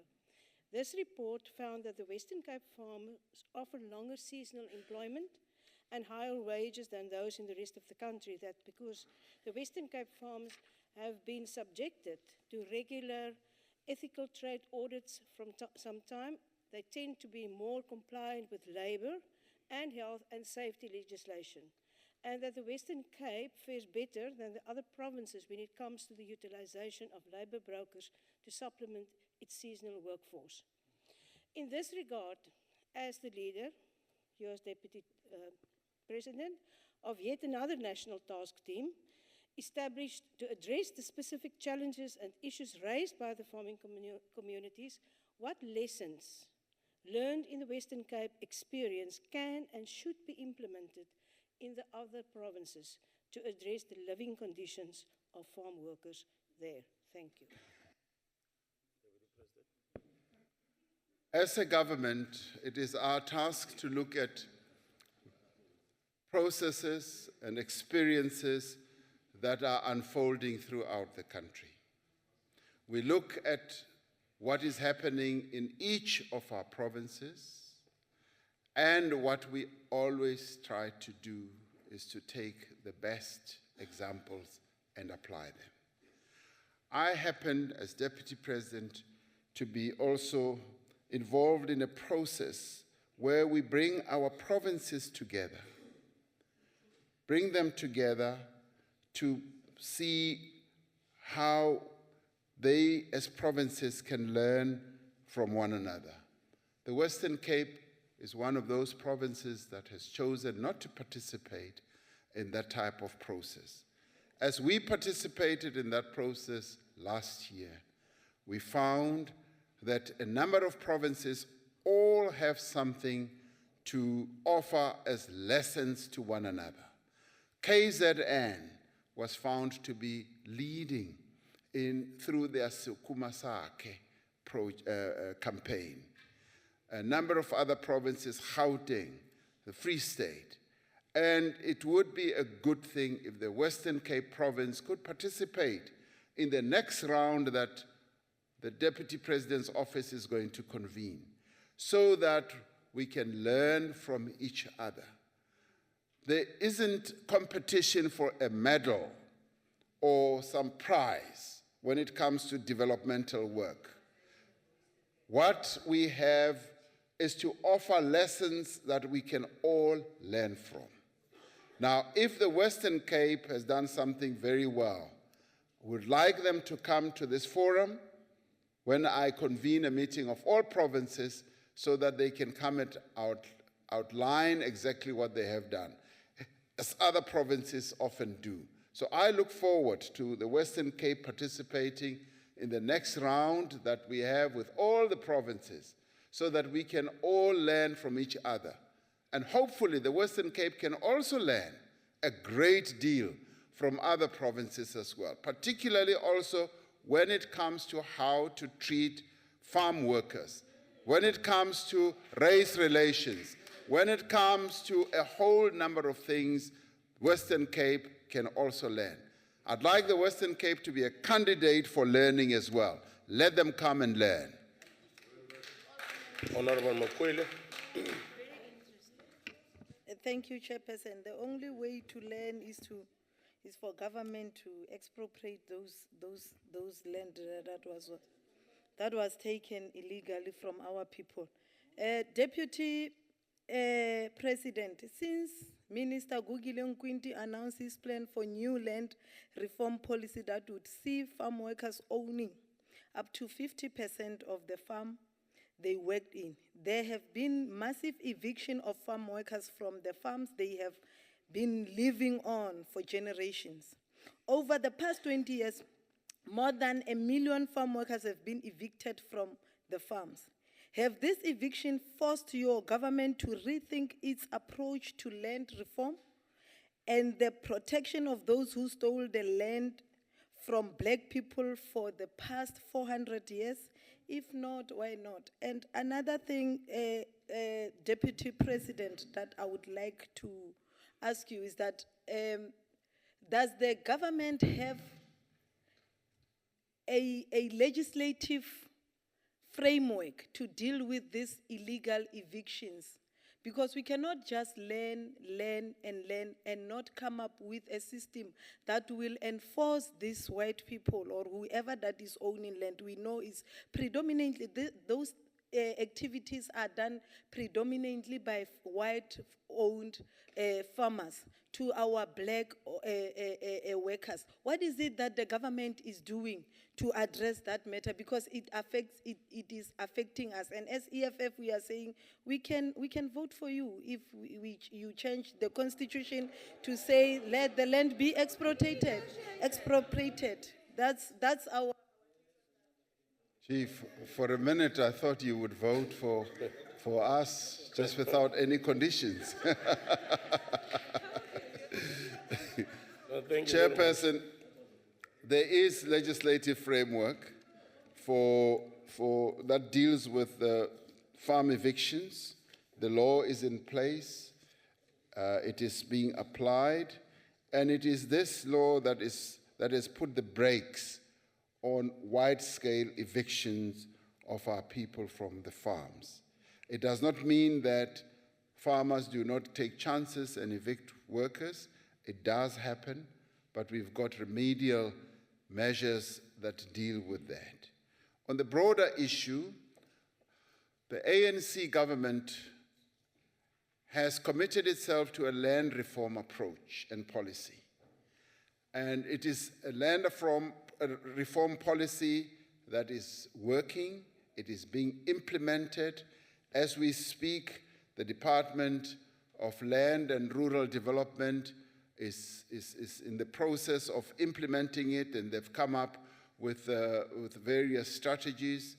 And the one that you were referring to about workers owning up to 50% of the farms on which they are working or employed on, that is being looked at more closely with a view of bringing a clear proposal to government. As we speak, though, a number of projects, or pilots are being played out, and there are quite a number of farm owners who have reacted very warmly to this proposition, and they are involved as we speak in processes that are working on a pilot.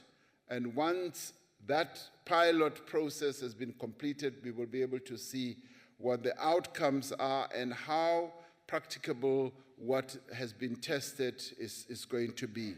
But in the meantime, a proposal is being worked on, and it will be coming to cabinet. So we are not standing still. We are working on various measures that are going to enrich and add to what we are doing in relation to land reform. We are confident that the land reform trajectory that we have chosen as a government is the one that will create a good balance that will ensure equity, transformation, empowerment of our people, make sure that they are able to gain assets in their hands that they can work with and eke out a living for their families, but at the same time to ensure that there is food security and we continue to have a thriving and growing agricultural sector. It is important that we continue to grow our agricultural sector.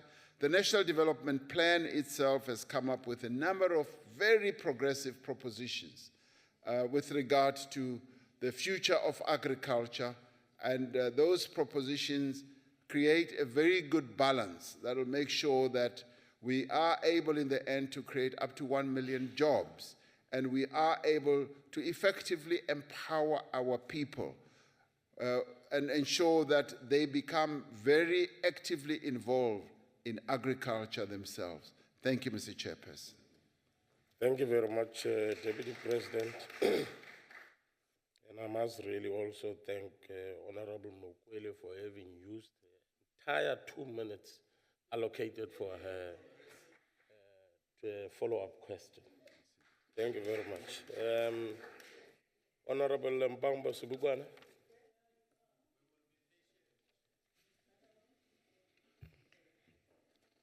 Thank you, Deputy Chairperson.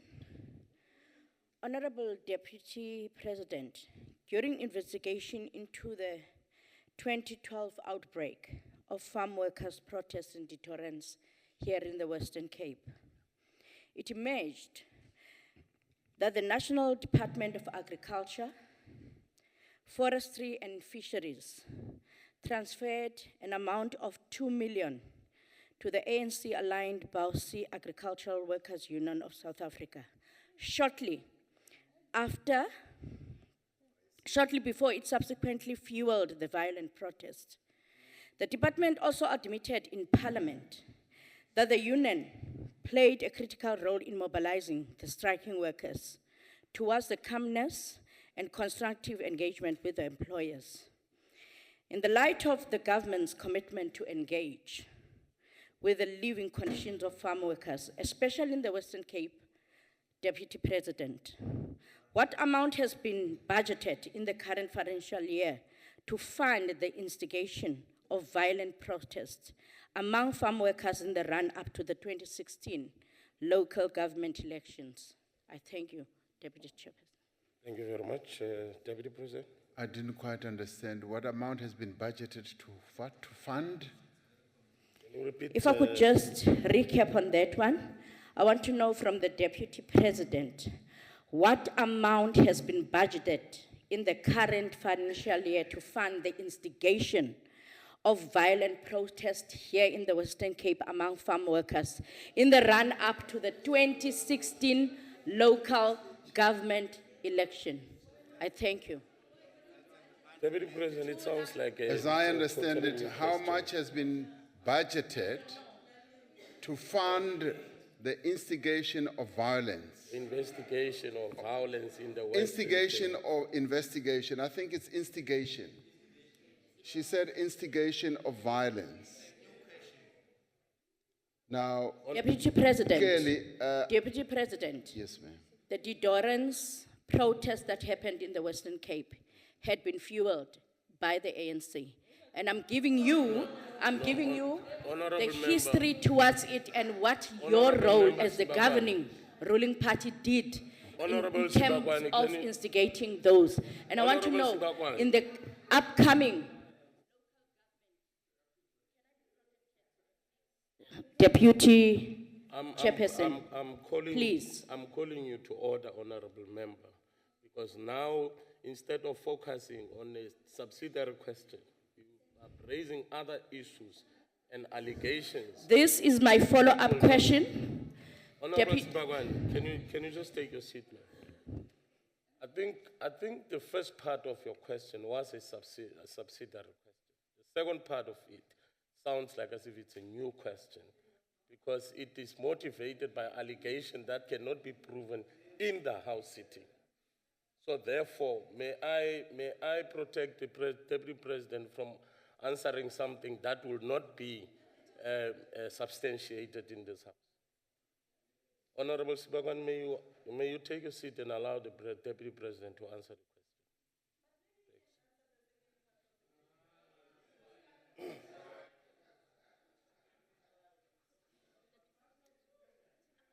Chairperson, a very quick, simple, and straightforward answer.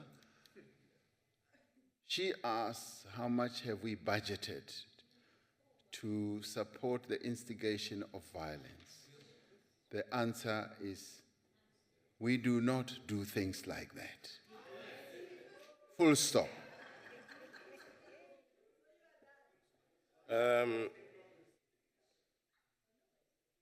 Then that takes us to the next question by Honorable Kaila to the Deputy President. Deputy President.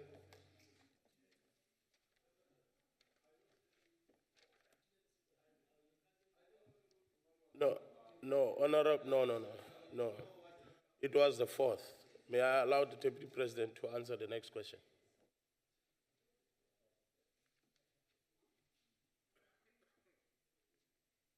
Government has indeed considered reported incidents of persons who misrepresent their qualifications or who fake their qualifications. Such incidents do great damage to the credibility of our country's education and training system. The Minister of Higher Education and Training is preparing a proposal for cabinet approval on various mechanisms to address this problem.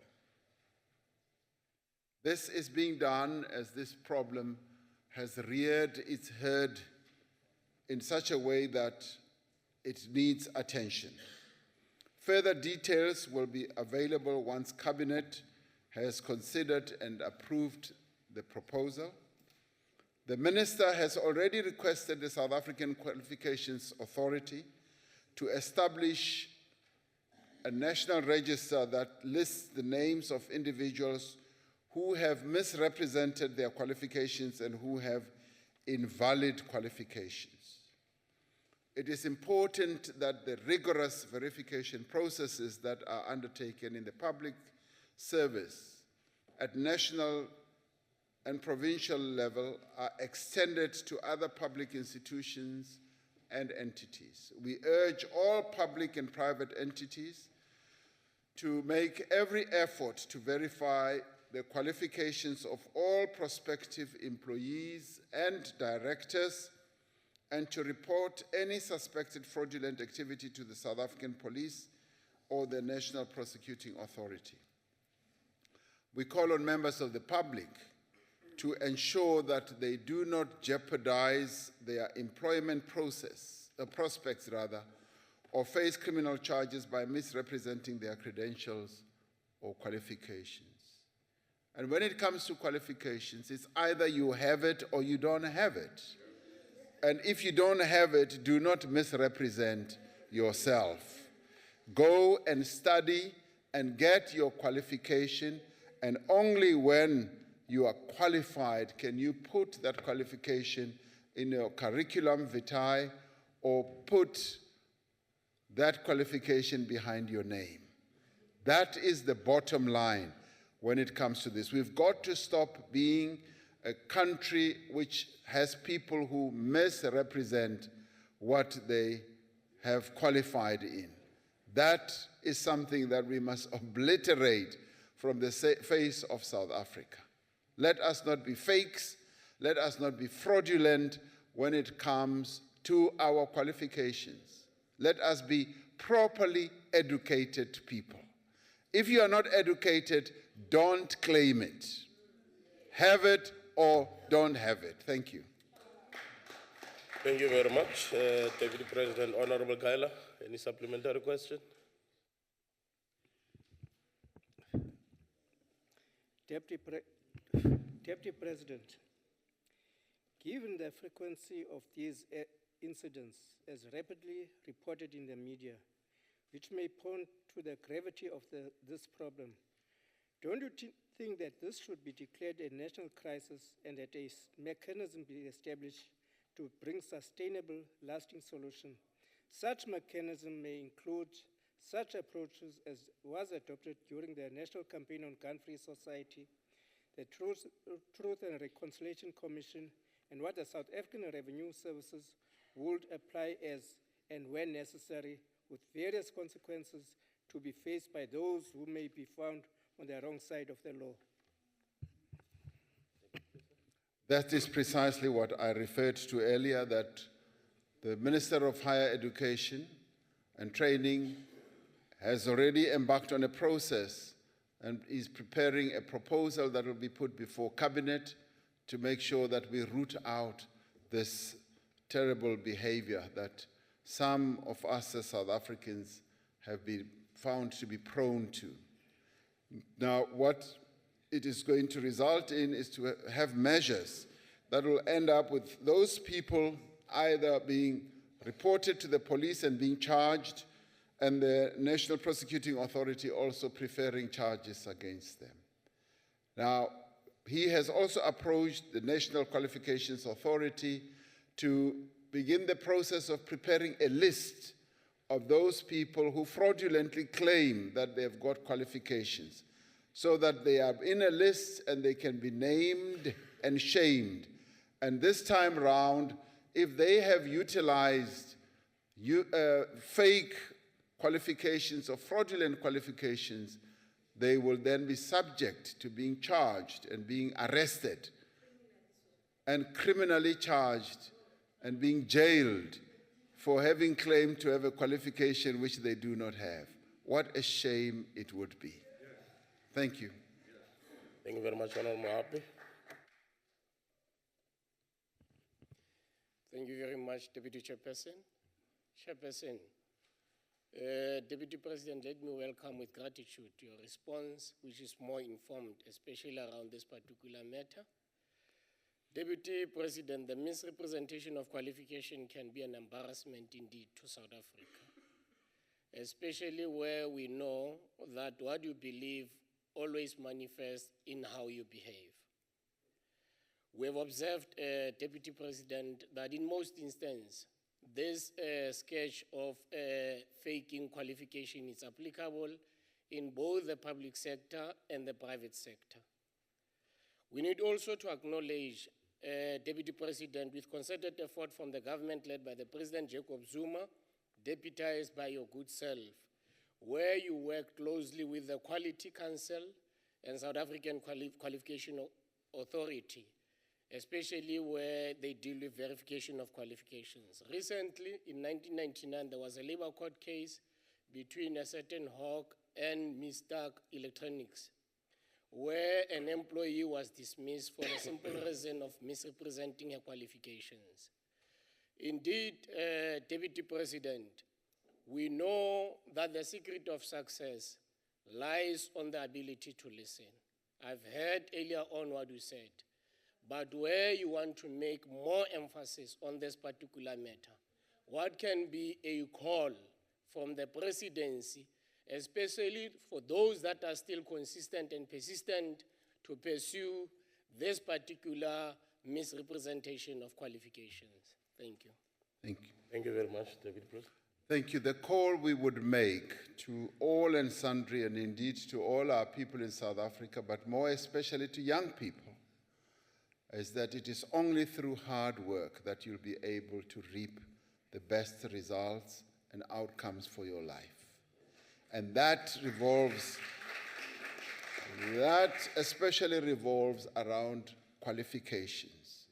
We need to be a country that is going to promote values of hard work, integrity, and honesty, that people must desist from faking, from lying, and from being fraudulent. Because such behavior is demeaning to those South Africans who want to do things properly. It diminishes them, diminishes those who work hard to get their qualifications. And we therefore call upon those who still participate in this terrible behavior to desist from it and to focus more on getting their qualifications. In fact, if some have been tempted in the past to fake their qualifications, we call upon them to remove those faked qualifications from their CVs immediately. Remove them immediately. And having done so, then embark on a process of studying. Because by putting it on your CV, it shows that you have a quest. You have a deep desire to be well qualified.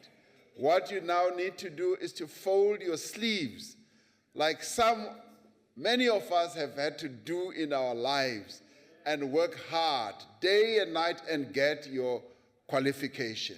Now, that is a general call that we would make to all South Africans.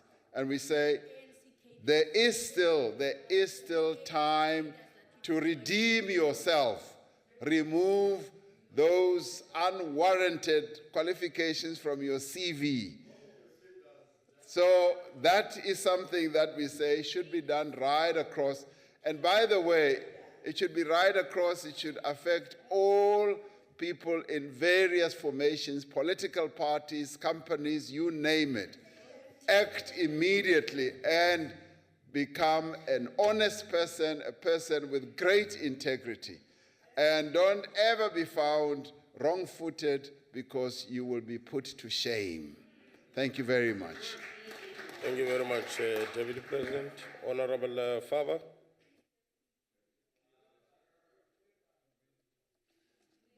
Thank you, Chair. This should be an easy question, as I see only the sweetheart questions get to be on the question paper.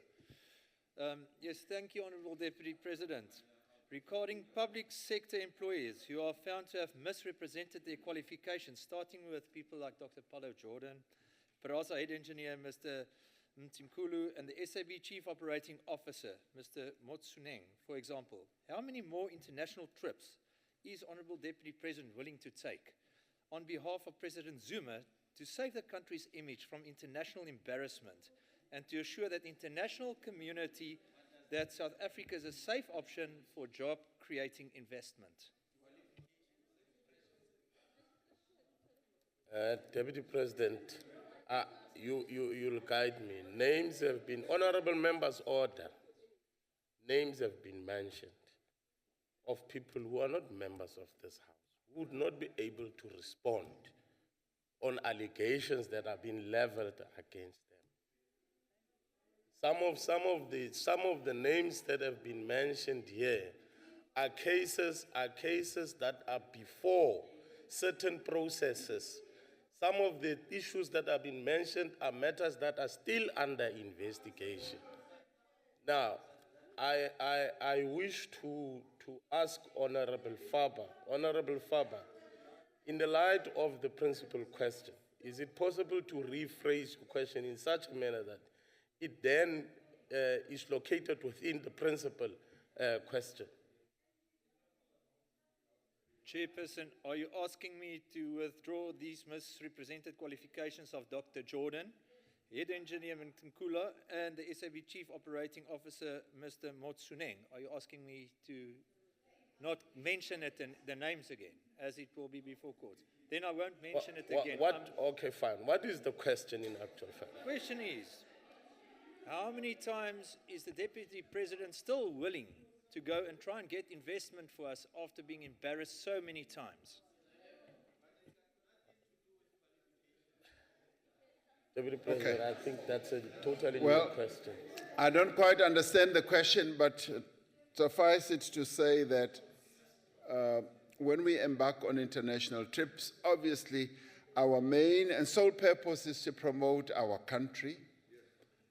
And when I was on my recent trip, I learned something that was really wonderful, because in Japan, they have a process where both the ruling party and the opposition party, when they travel overseas, they meet with the Department of International Affairs, discuss the policy thrusts of their country, and go and speak with one voice to promote their country.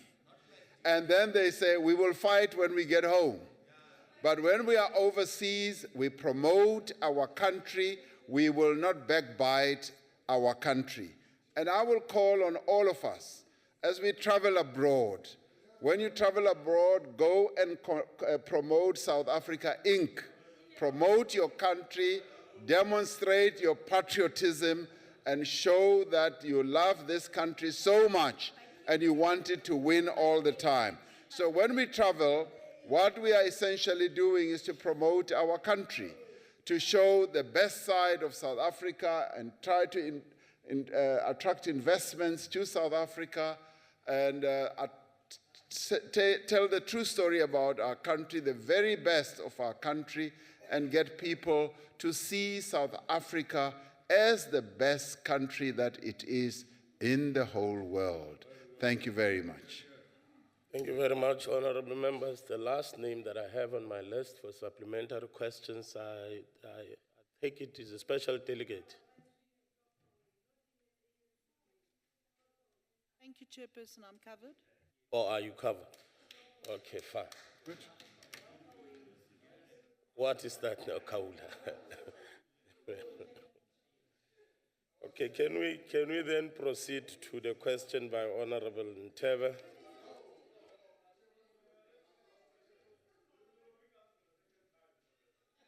Okay, Honorable Mtileni. Honorable Mtileni, you've got 2 minutes to ask your supplementary questions. President, mina xamila xivutiso na ku vutisa ku ri aka trip ya n'wina yo hetelela le Japan. Hikokwalaho ka yini mi tirhisa xihahampfhuka xa ka Gupta? Mi nga tirhisanga xihahampfhuka xa mfumo. Mi tirhisa 5 million ya the taxpayers. Honorable Deputy President.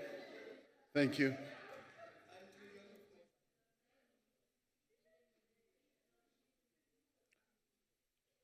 Thank you, Chairperson.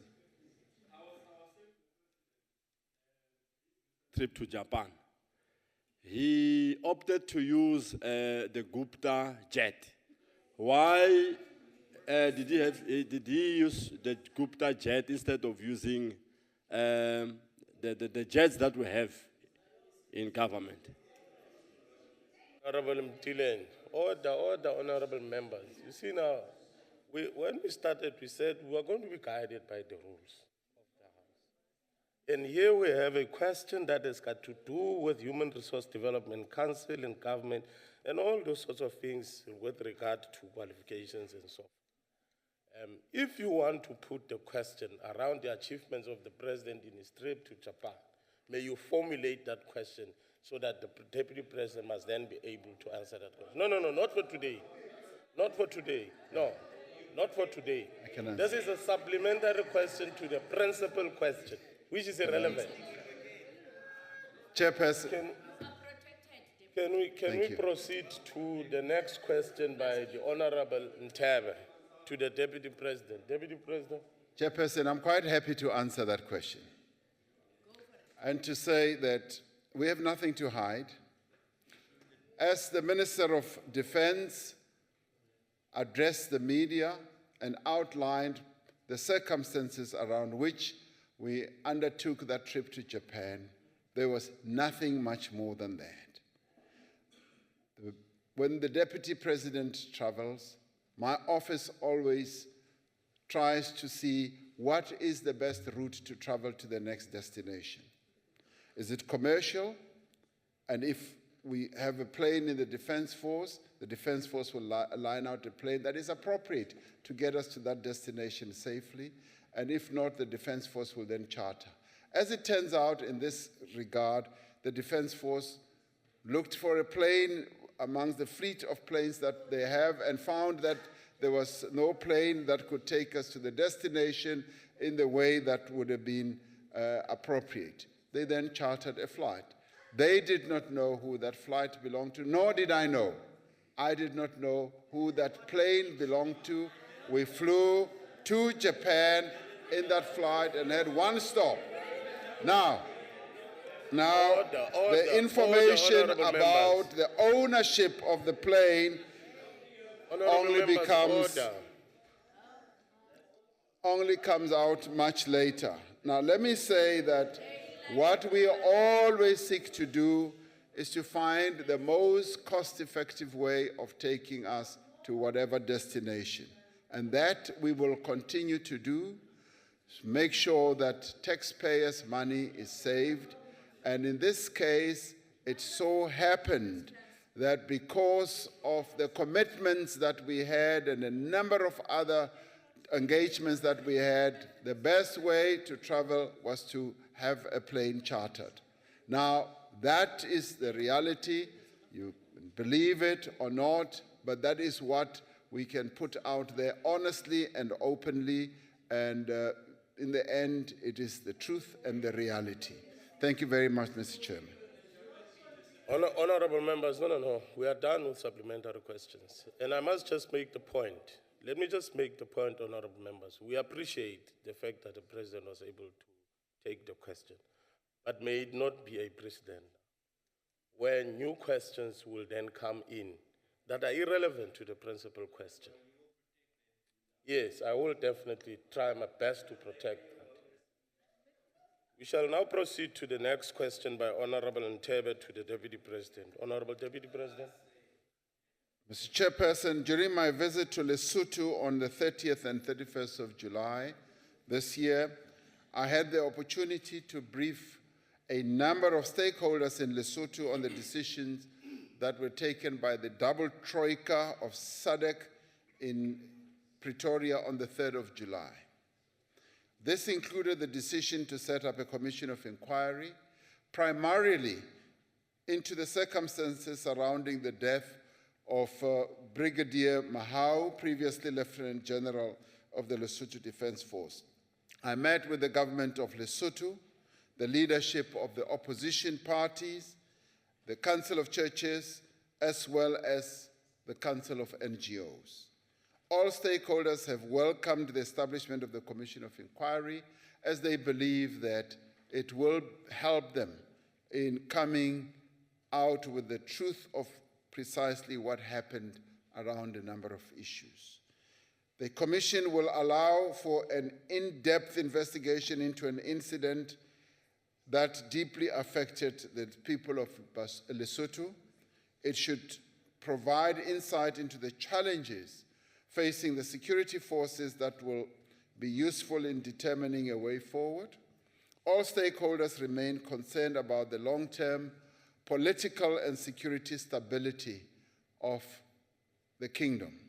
They expressed their appreciation for SADC's interventions. In addition, I formally presented the stakeholders in Lesotho the final report of the SADC Observer Mission, of which I was the facilitator. This report had been tabled at the SADC Double Troika Summit in July and included recommendations for the Kingdom of Lesotho to consider effecting constitutional and security reforms. The summit adopted the report and urged the Kingdom of Lesotho to adopt the recommendations. The report was welcomed, as I said, by all stakeholders. A subsequent SADC Troika Summit was held in Gaborone on 16th August, and it agreed that there is still much work to be done to achieve long-term political and security stability in Lesotho. This summit discussed the terms of reference of the Commission of Inquiry and decided to reaffirm the terms of reference as adopted at the summit held in July. The summit also urged all stakeholders to adhere to these terms of reference. In addition, the summit considered a preliminary report of the Commission. The summit decided to extend the Commission's life by an additional 30 days to allow it to fulfill its mandate. In other words, to its original 60 days, it will have another 30 days added. As we speak now, the Commission has already commenced its work in Maseru. Once the Commission of Inquiry has finished its work, the work towards necessary constitutional reforms to be facilitated through the various structures that will be set up will proceed. The people of the Kingdom of Lesotho are yearning for lasting peace and stability in their country. They recognize that stability is indeed a precondition for growth and development in their country. It is for this reason that the leadership of SADC and the government of South Africa are firmly committed to helping the stakeholders in Lesotho to chart a new path towards peace and prosperity, and we believe that it is possible for the people of Lesotho to have peace, and we shall be helping them to reach out to peace and stability. Thank you, Mr. Chairperson. Thank you very much. Honorable Ntebe, do you have any supplementary question? Yes, Chair. Thank you, Deputy President. You are leading us very well, including the opposition parties here.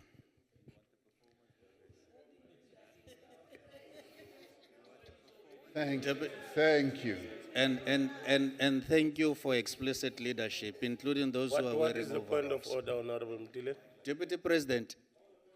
Honorable Mtebe, can you just take a seat? Let me just take the With due point of order. respect, we have not hired Honorable Tebe to speak on our behalf.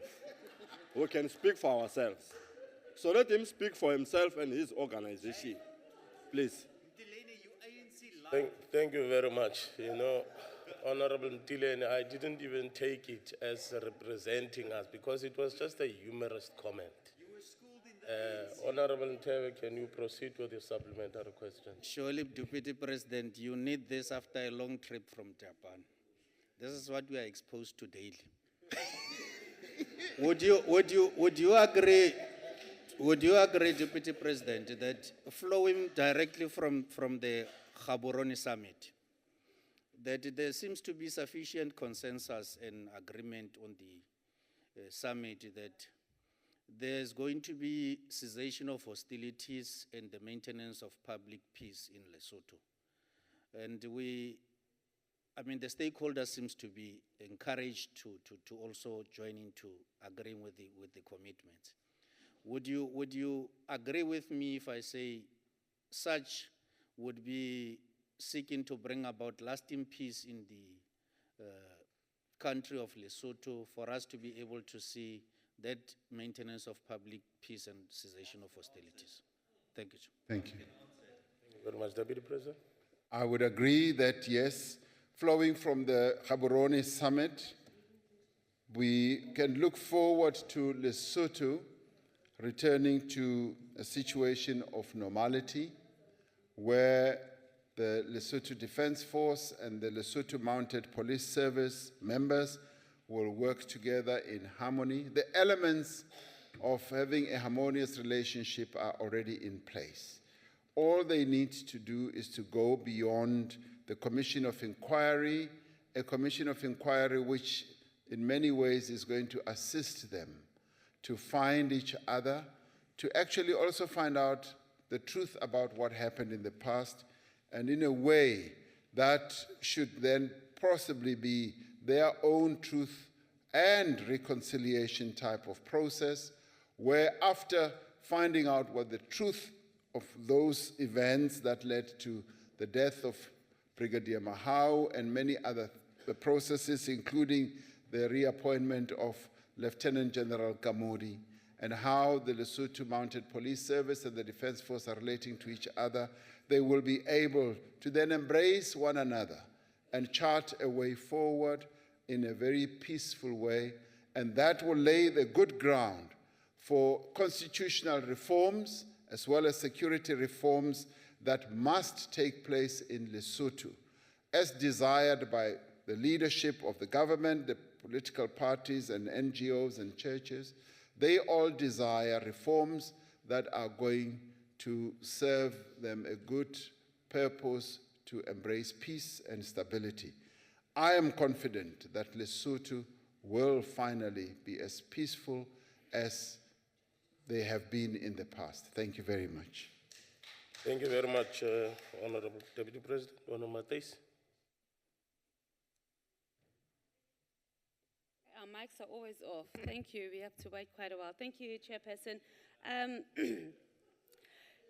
The chairperson of the College of Thieves in Chiefs, I'm saying thieves, oh my gosh. Chairperson of the College of Chiefs in Lesotho has blamed you for the crisis in Lesotho, right? Number one. Number two, then we have your capitalists and your vanguard of capitalism reputation coupled together, and then there's the allegations of you advancing your business interests, both directly or indirectly, there in Lesotho.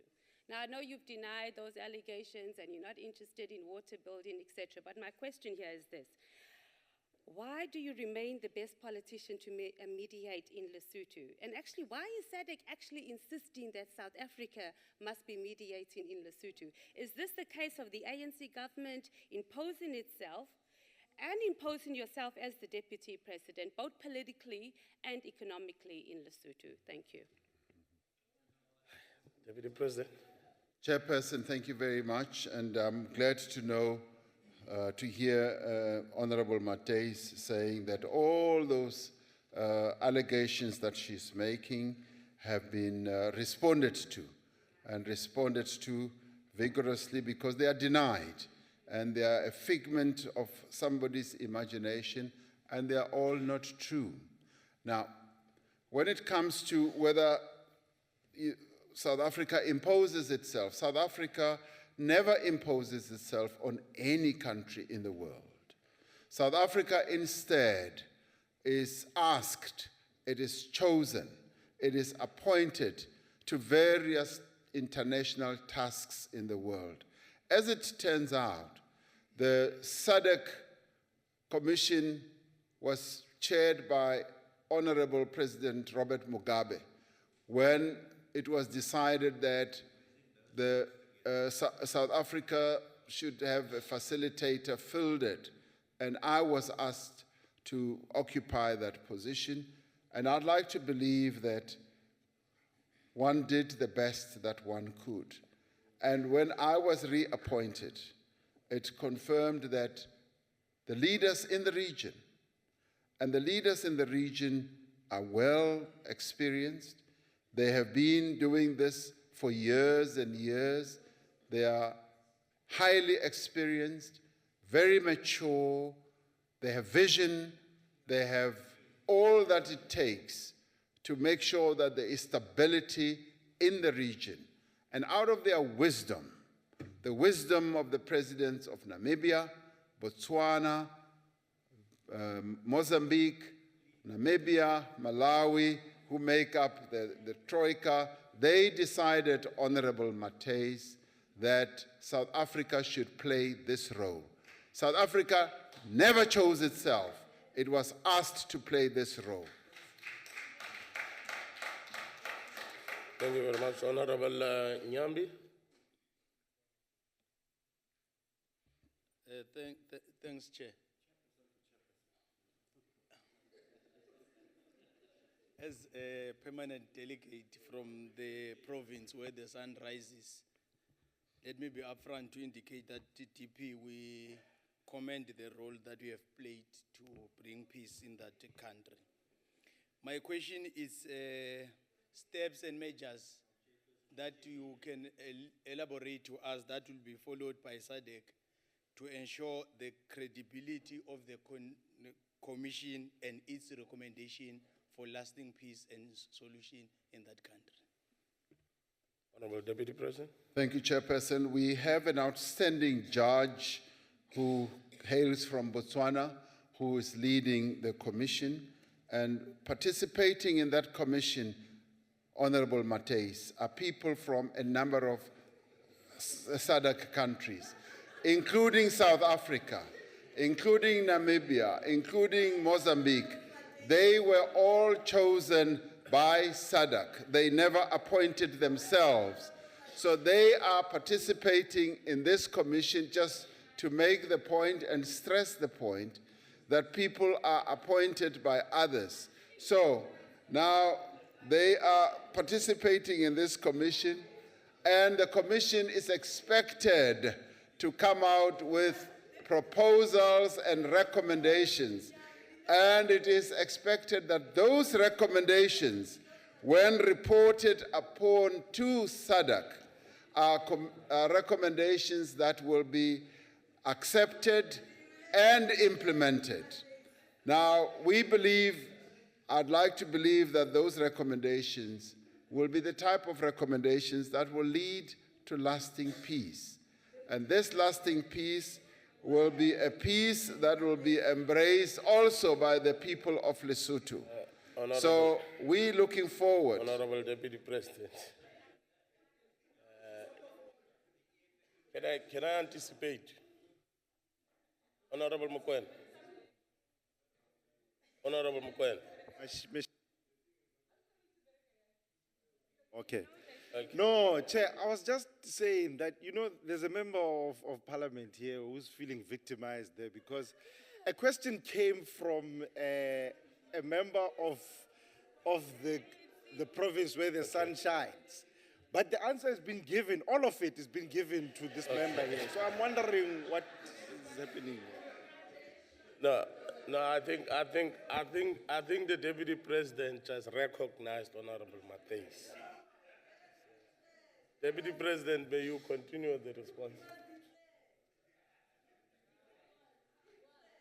Chairperson, we're hoping that once the Commission comes out with its recommendations, those recommendations will be accepted and they will be acted on. And SADC, once it gets the report, will be able to declare its own position on those recommendations. And as it is now, SADC has urged the government of Lesotho to begin the process of implementing the recommendations as it comes to constitutional and security reforms.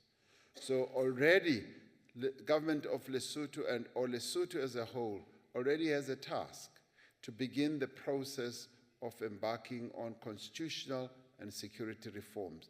SADC will be playing, honorable members, a supportive role. In this regard, it will be playing a supportive role because that is what SADC is expected to do. Thank you very much. Thank you very much. Honorable Kaula.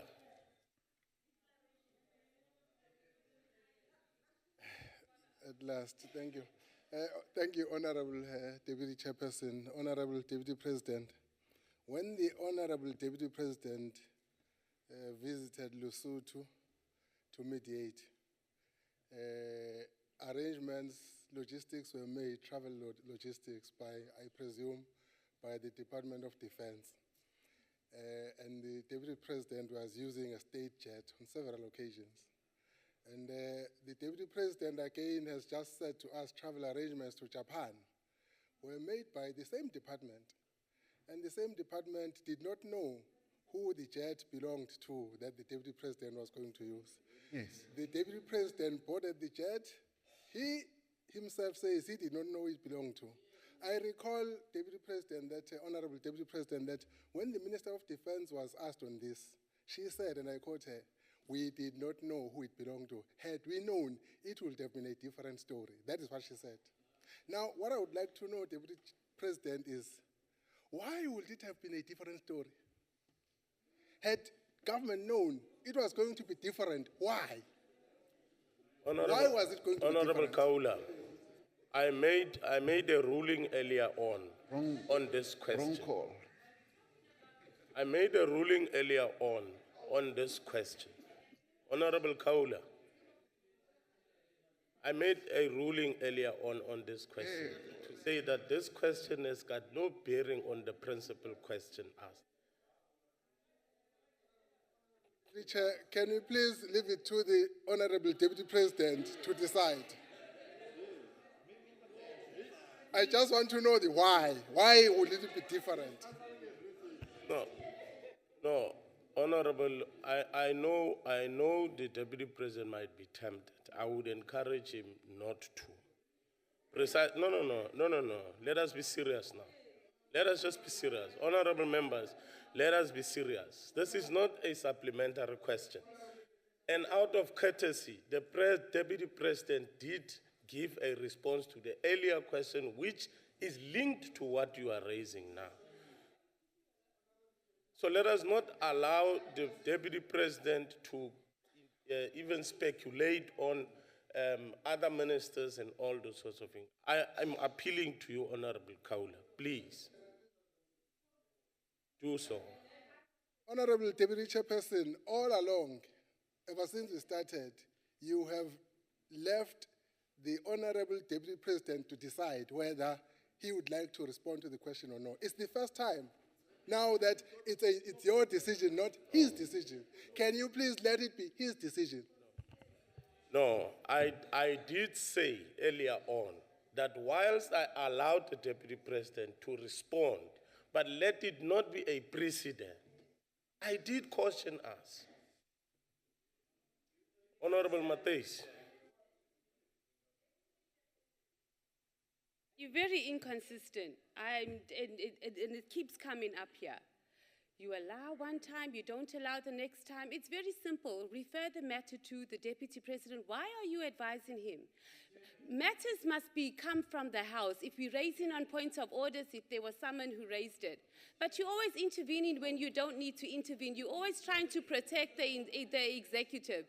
The last time you allowed him, I've heard our chairperson, sometimes she says, I will allow you to answer the question if you want to answer it. Now you want to advise. Just be consistent, please, so we can move on. Deputy President, as we proceed, may we just focus on the principal question as put to the presidency. And therefore, that takes us to the point of the next question by Honorable Mokhosi. I'm informed by Honorable Mokhosi. Honorable Mokoena, you'll take the question on behalf of Honorable Mokhosi. No, Chair. I raised my hand, and I believe I'm the fourth person to ask a question to the Deputy President. You are there? I'm the fourth person to speak. No. I had Matthys, Honorable Matthys, I had Honorable Nyambi, and I had Honorable Kaula. And I had my hand before all of them. Honorable members, I wouldn't want for us really. Honorable members, just hold, honorable members. You know, if you had observed what I've been trying to do is to ensure that all political parties get an opportunity to make supplementary questions. I've been trying my best to say that within these three, let us allow everybody. I don't want to say I've allowed so many, this party X so much or whatsoever. May I be allowed to continue with the session by allowing Honorable Vada, the Deputy President, to respond to the question, and then Honorable Vada will come up with a supplementary. Thank you, Chairperson. Significant progress is being made in deliberations under the auspices of NEDLEC on the modalities to introduce a national minimum wage. The NEDLEC social partners adopted what we dubbed the Ekurhuleni Declaration in November of last year, which said there should be a report back on progress in reaching agreement on key issues by July 2015. The Committee of Principals, which was set up, received a progress report on the work of the task team of wage inequality and labor stability last month. The report outlined areas of agreement as well as issues that needed further deliberation. There is sufficient consensus, Chairperson, for example, on the broad definition of a national minimum wage, for it to be referred to the process of legal drafting. The NEDLEC constituencies have agreed that the national minimum wage should be what we call a legal or form a legal floor guaranteed by law, below which no employee may be paid in South Africa. The collective agreements, sectoral determinations, and contracts of employment may not make provision for a wage that is paid to South African working people that is lower than the national minimum wage, but may vary only upwards. Some of the issues that require further discussion include the scope and application of a national minimum wage. 2, the relationship between a minimum wage and other forms of wage setting, such as sectoral determinations or wages that are set at sectoral level. 3, mechanisms for determining a national minimum wage. In other words, how will we go about setting the minimum wage? And 4, the actual level of a minimum wage. Work is already underway to gather evidence through research and investigation to ensure that the national minimum wage is set at a level that has a real and significant impact on inequality and poverty while ensuring no negative effect on demand for labor. The work involved in introducing a minimum wage is quite complex, I have found out, and it is also multifaceted and requires very careful deliberation. The Committee of Principals has nevertheless agreed that this work should be concluded without undue delay. Some of the things that we have done is to hold workshops. Workshops where we've brought together internationally placed people or experts from a number of countries, from Brazil, from Central African countries such as Uganda and so on, from Germany, from the United Kingdom, and down under in Australia.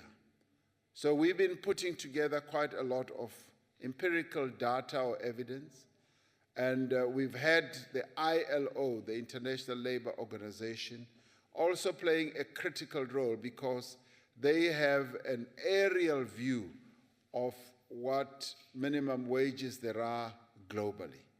So we've taken the trouble to make sure that when we will reach a national minimum wage, we will have trawled various experiences across the globe and the social partners that are involved in this endeavor, they being trade unions from various federations, social, or let me say, non-governmental organizations, government as well as business in all its formations.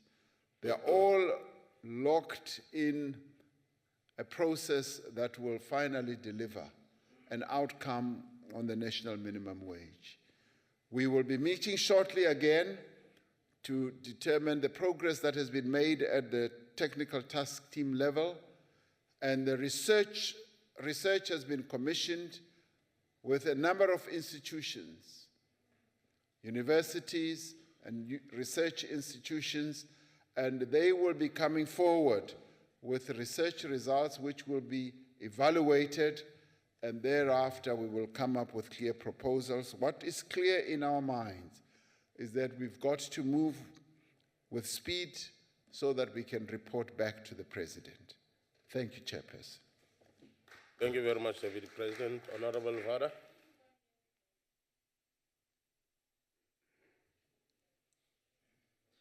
Yes, thank you, Chairperson.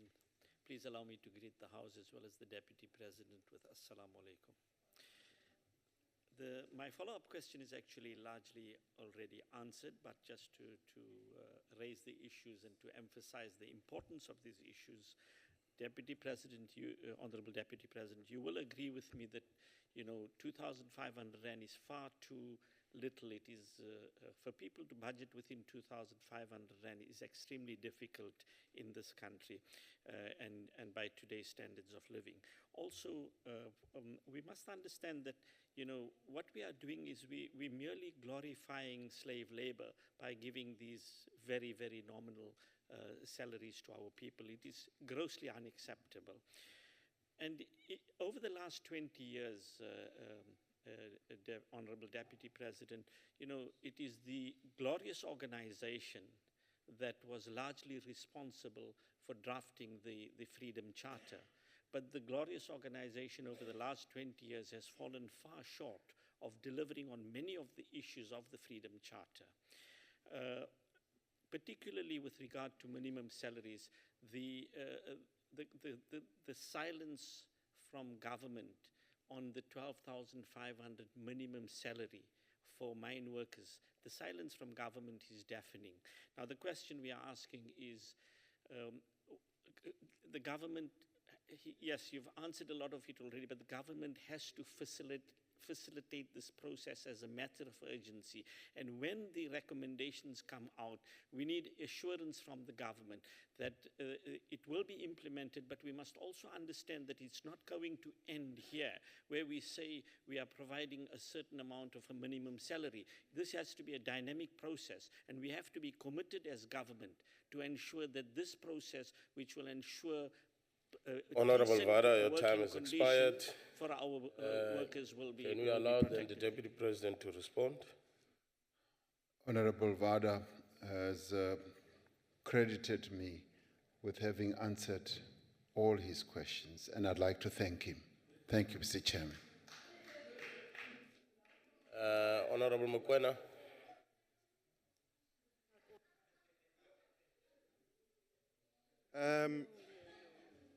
Deputy President, the issue of minimum wage, I think, is one that our country has grappled with for a long time, since 1994.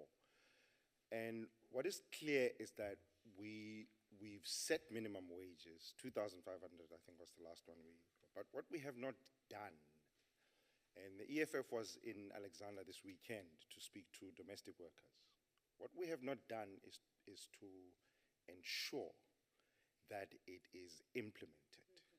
And we can talk about domestic workers, we can talk about petrol attendants, and so on and so forth. It's mainly in the lack of commitment by government. If you take a government like Brazil, for instance, which implemented Bolsa Familia or a family allowance, right? What they have done there is to show commitment as a government to the poorest of the poor. And in this country, those poorest of the poor are indeed domestic workers and petrol attendants. And I hear honorable member here saying, but government does not employ domestic workers. How insensitive is that? Is it possible for government to show commitment to the poorest of the poor that we will protect their wages? Thank you very much. Honorable Deputy President. Thank you, Honorable Chairperson. In case Honorable Vada thought I was being a bit flippant in saying that he has acknowledged that I've answered, I wasn't being flippant because he has covered everything that I would have wanted to say, or rather, I covered everything that he had asked. But for greater emphasis, because the two questions are a bit linked. During the process of going through the research as well as engaging with international experts, one of the recurring messages that came through was that the minimum wage really finally works effectively if there is commitment on all sides, not only on the business side, but also on government side, and through regulation and enforcement. Now, that is something that we obviously are going to be focusing on, because once the minimum wage is set, everybody in the country will be expecting that it will be applied. It will be a floor below which no worker should finally be paid.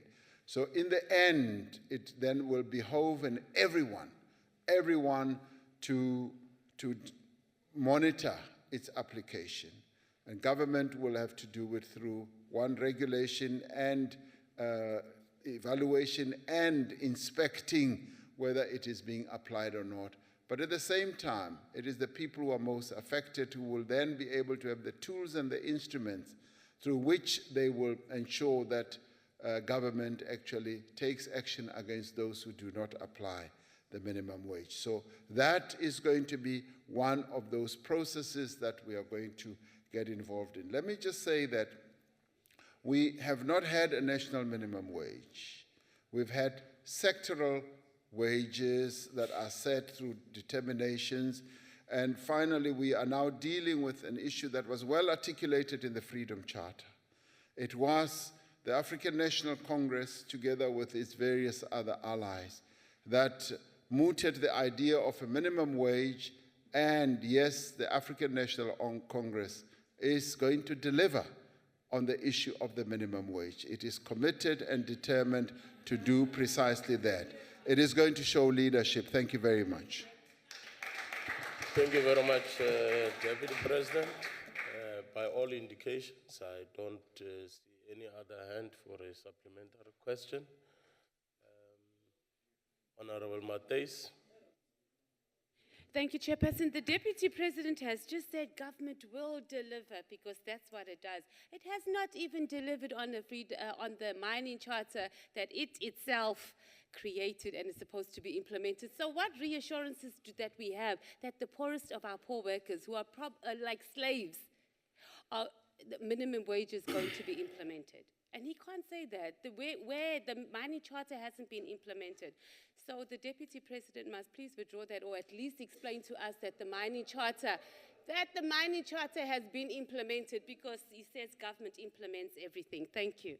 Can I protect the Deputy President by not requesting him to withdraw anything that he said? But if you feel like making a comment on the remarks of the commitment by government, you are free to do that. Chairperson, I don't believe that there is anything that I can say in withdrawing the answers that I've given. They are well-considered answers, and they have been put to the House, to the members of the NCOP, with great humility and respect, and I'd like to stick by that. Finally, I'd like, as I digress, and as I conclude, to say I think today we celebrate one of our cities, our leading cities, winning the opportunity to host the Commonwealth Games. And I think it's important that we should applaud that. Durban has been given the opportunity a rare opportunity to be the first city and to be the first country in the whole continent to host the Commonwealth. The Commonwealth represents more than 1 billion people. And we are going to have many nations coming to our country in 2022 to celebrate the Games. Lastly, it is with a measure of sadness that we have to pass condolences to the family of Justice Skweyiya, who passed away sadly. And we pass our condolences to his family and to his friends. And I thought I should use this opportunity to do precisely that. Thank you very much, Chairperson. I thank you. Thank you very much, Deputy President. That was the last supplementary questions, honorable members. When we deal with supplementary questions, can we... It was for supplementary question that we were dealing with. Honorable members, that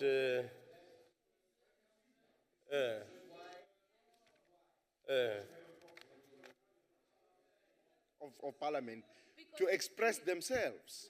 I stood up while the Deputy President was speaking, and I want to stand up on a point of order. What point of order? Yes, is that? can I please express my point of order? What point of order? No, Chair, I wanted to point order that the President is condolences, by the way. Yes, I agree with you on the condolences. But on the point of order of Durban there, which won there was no competition there, Chair.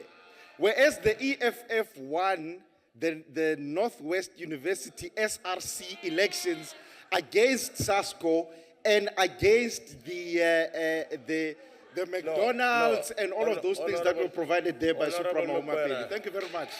That is not a point of order. You should have formulated that in a motion to the House. Honorable members, that brings us to the end of business of the day. The House is adjourned.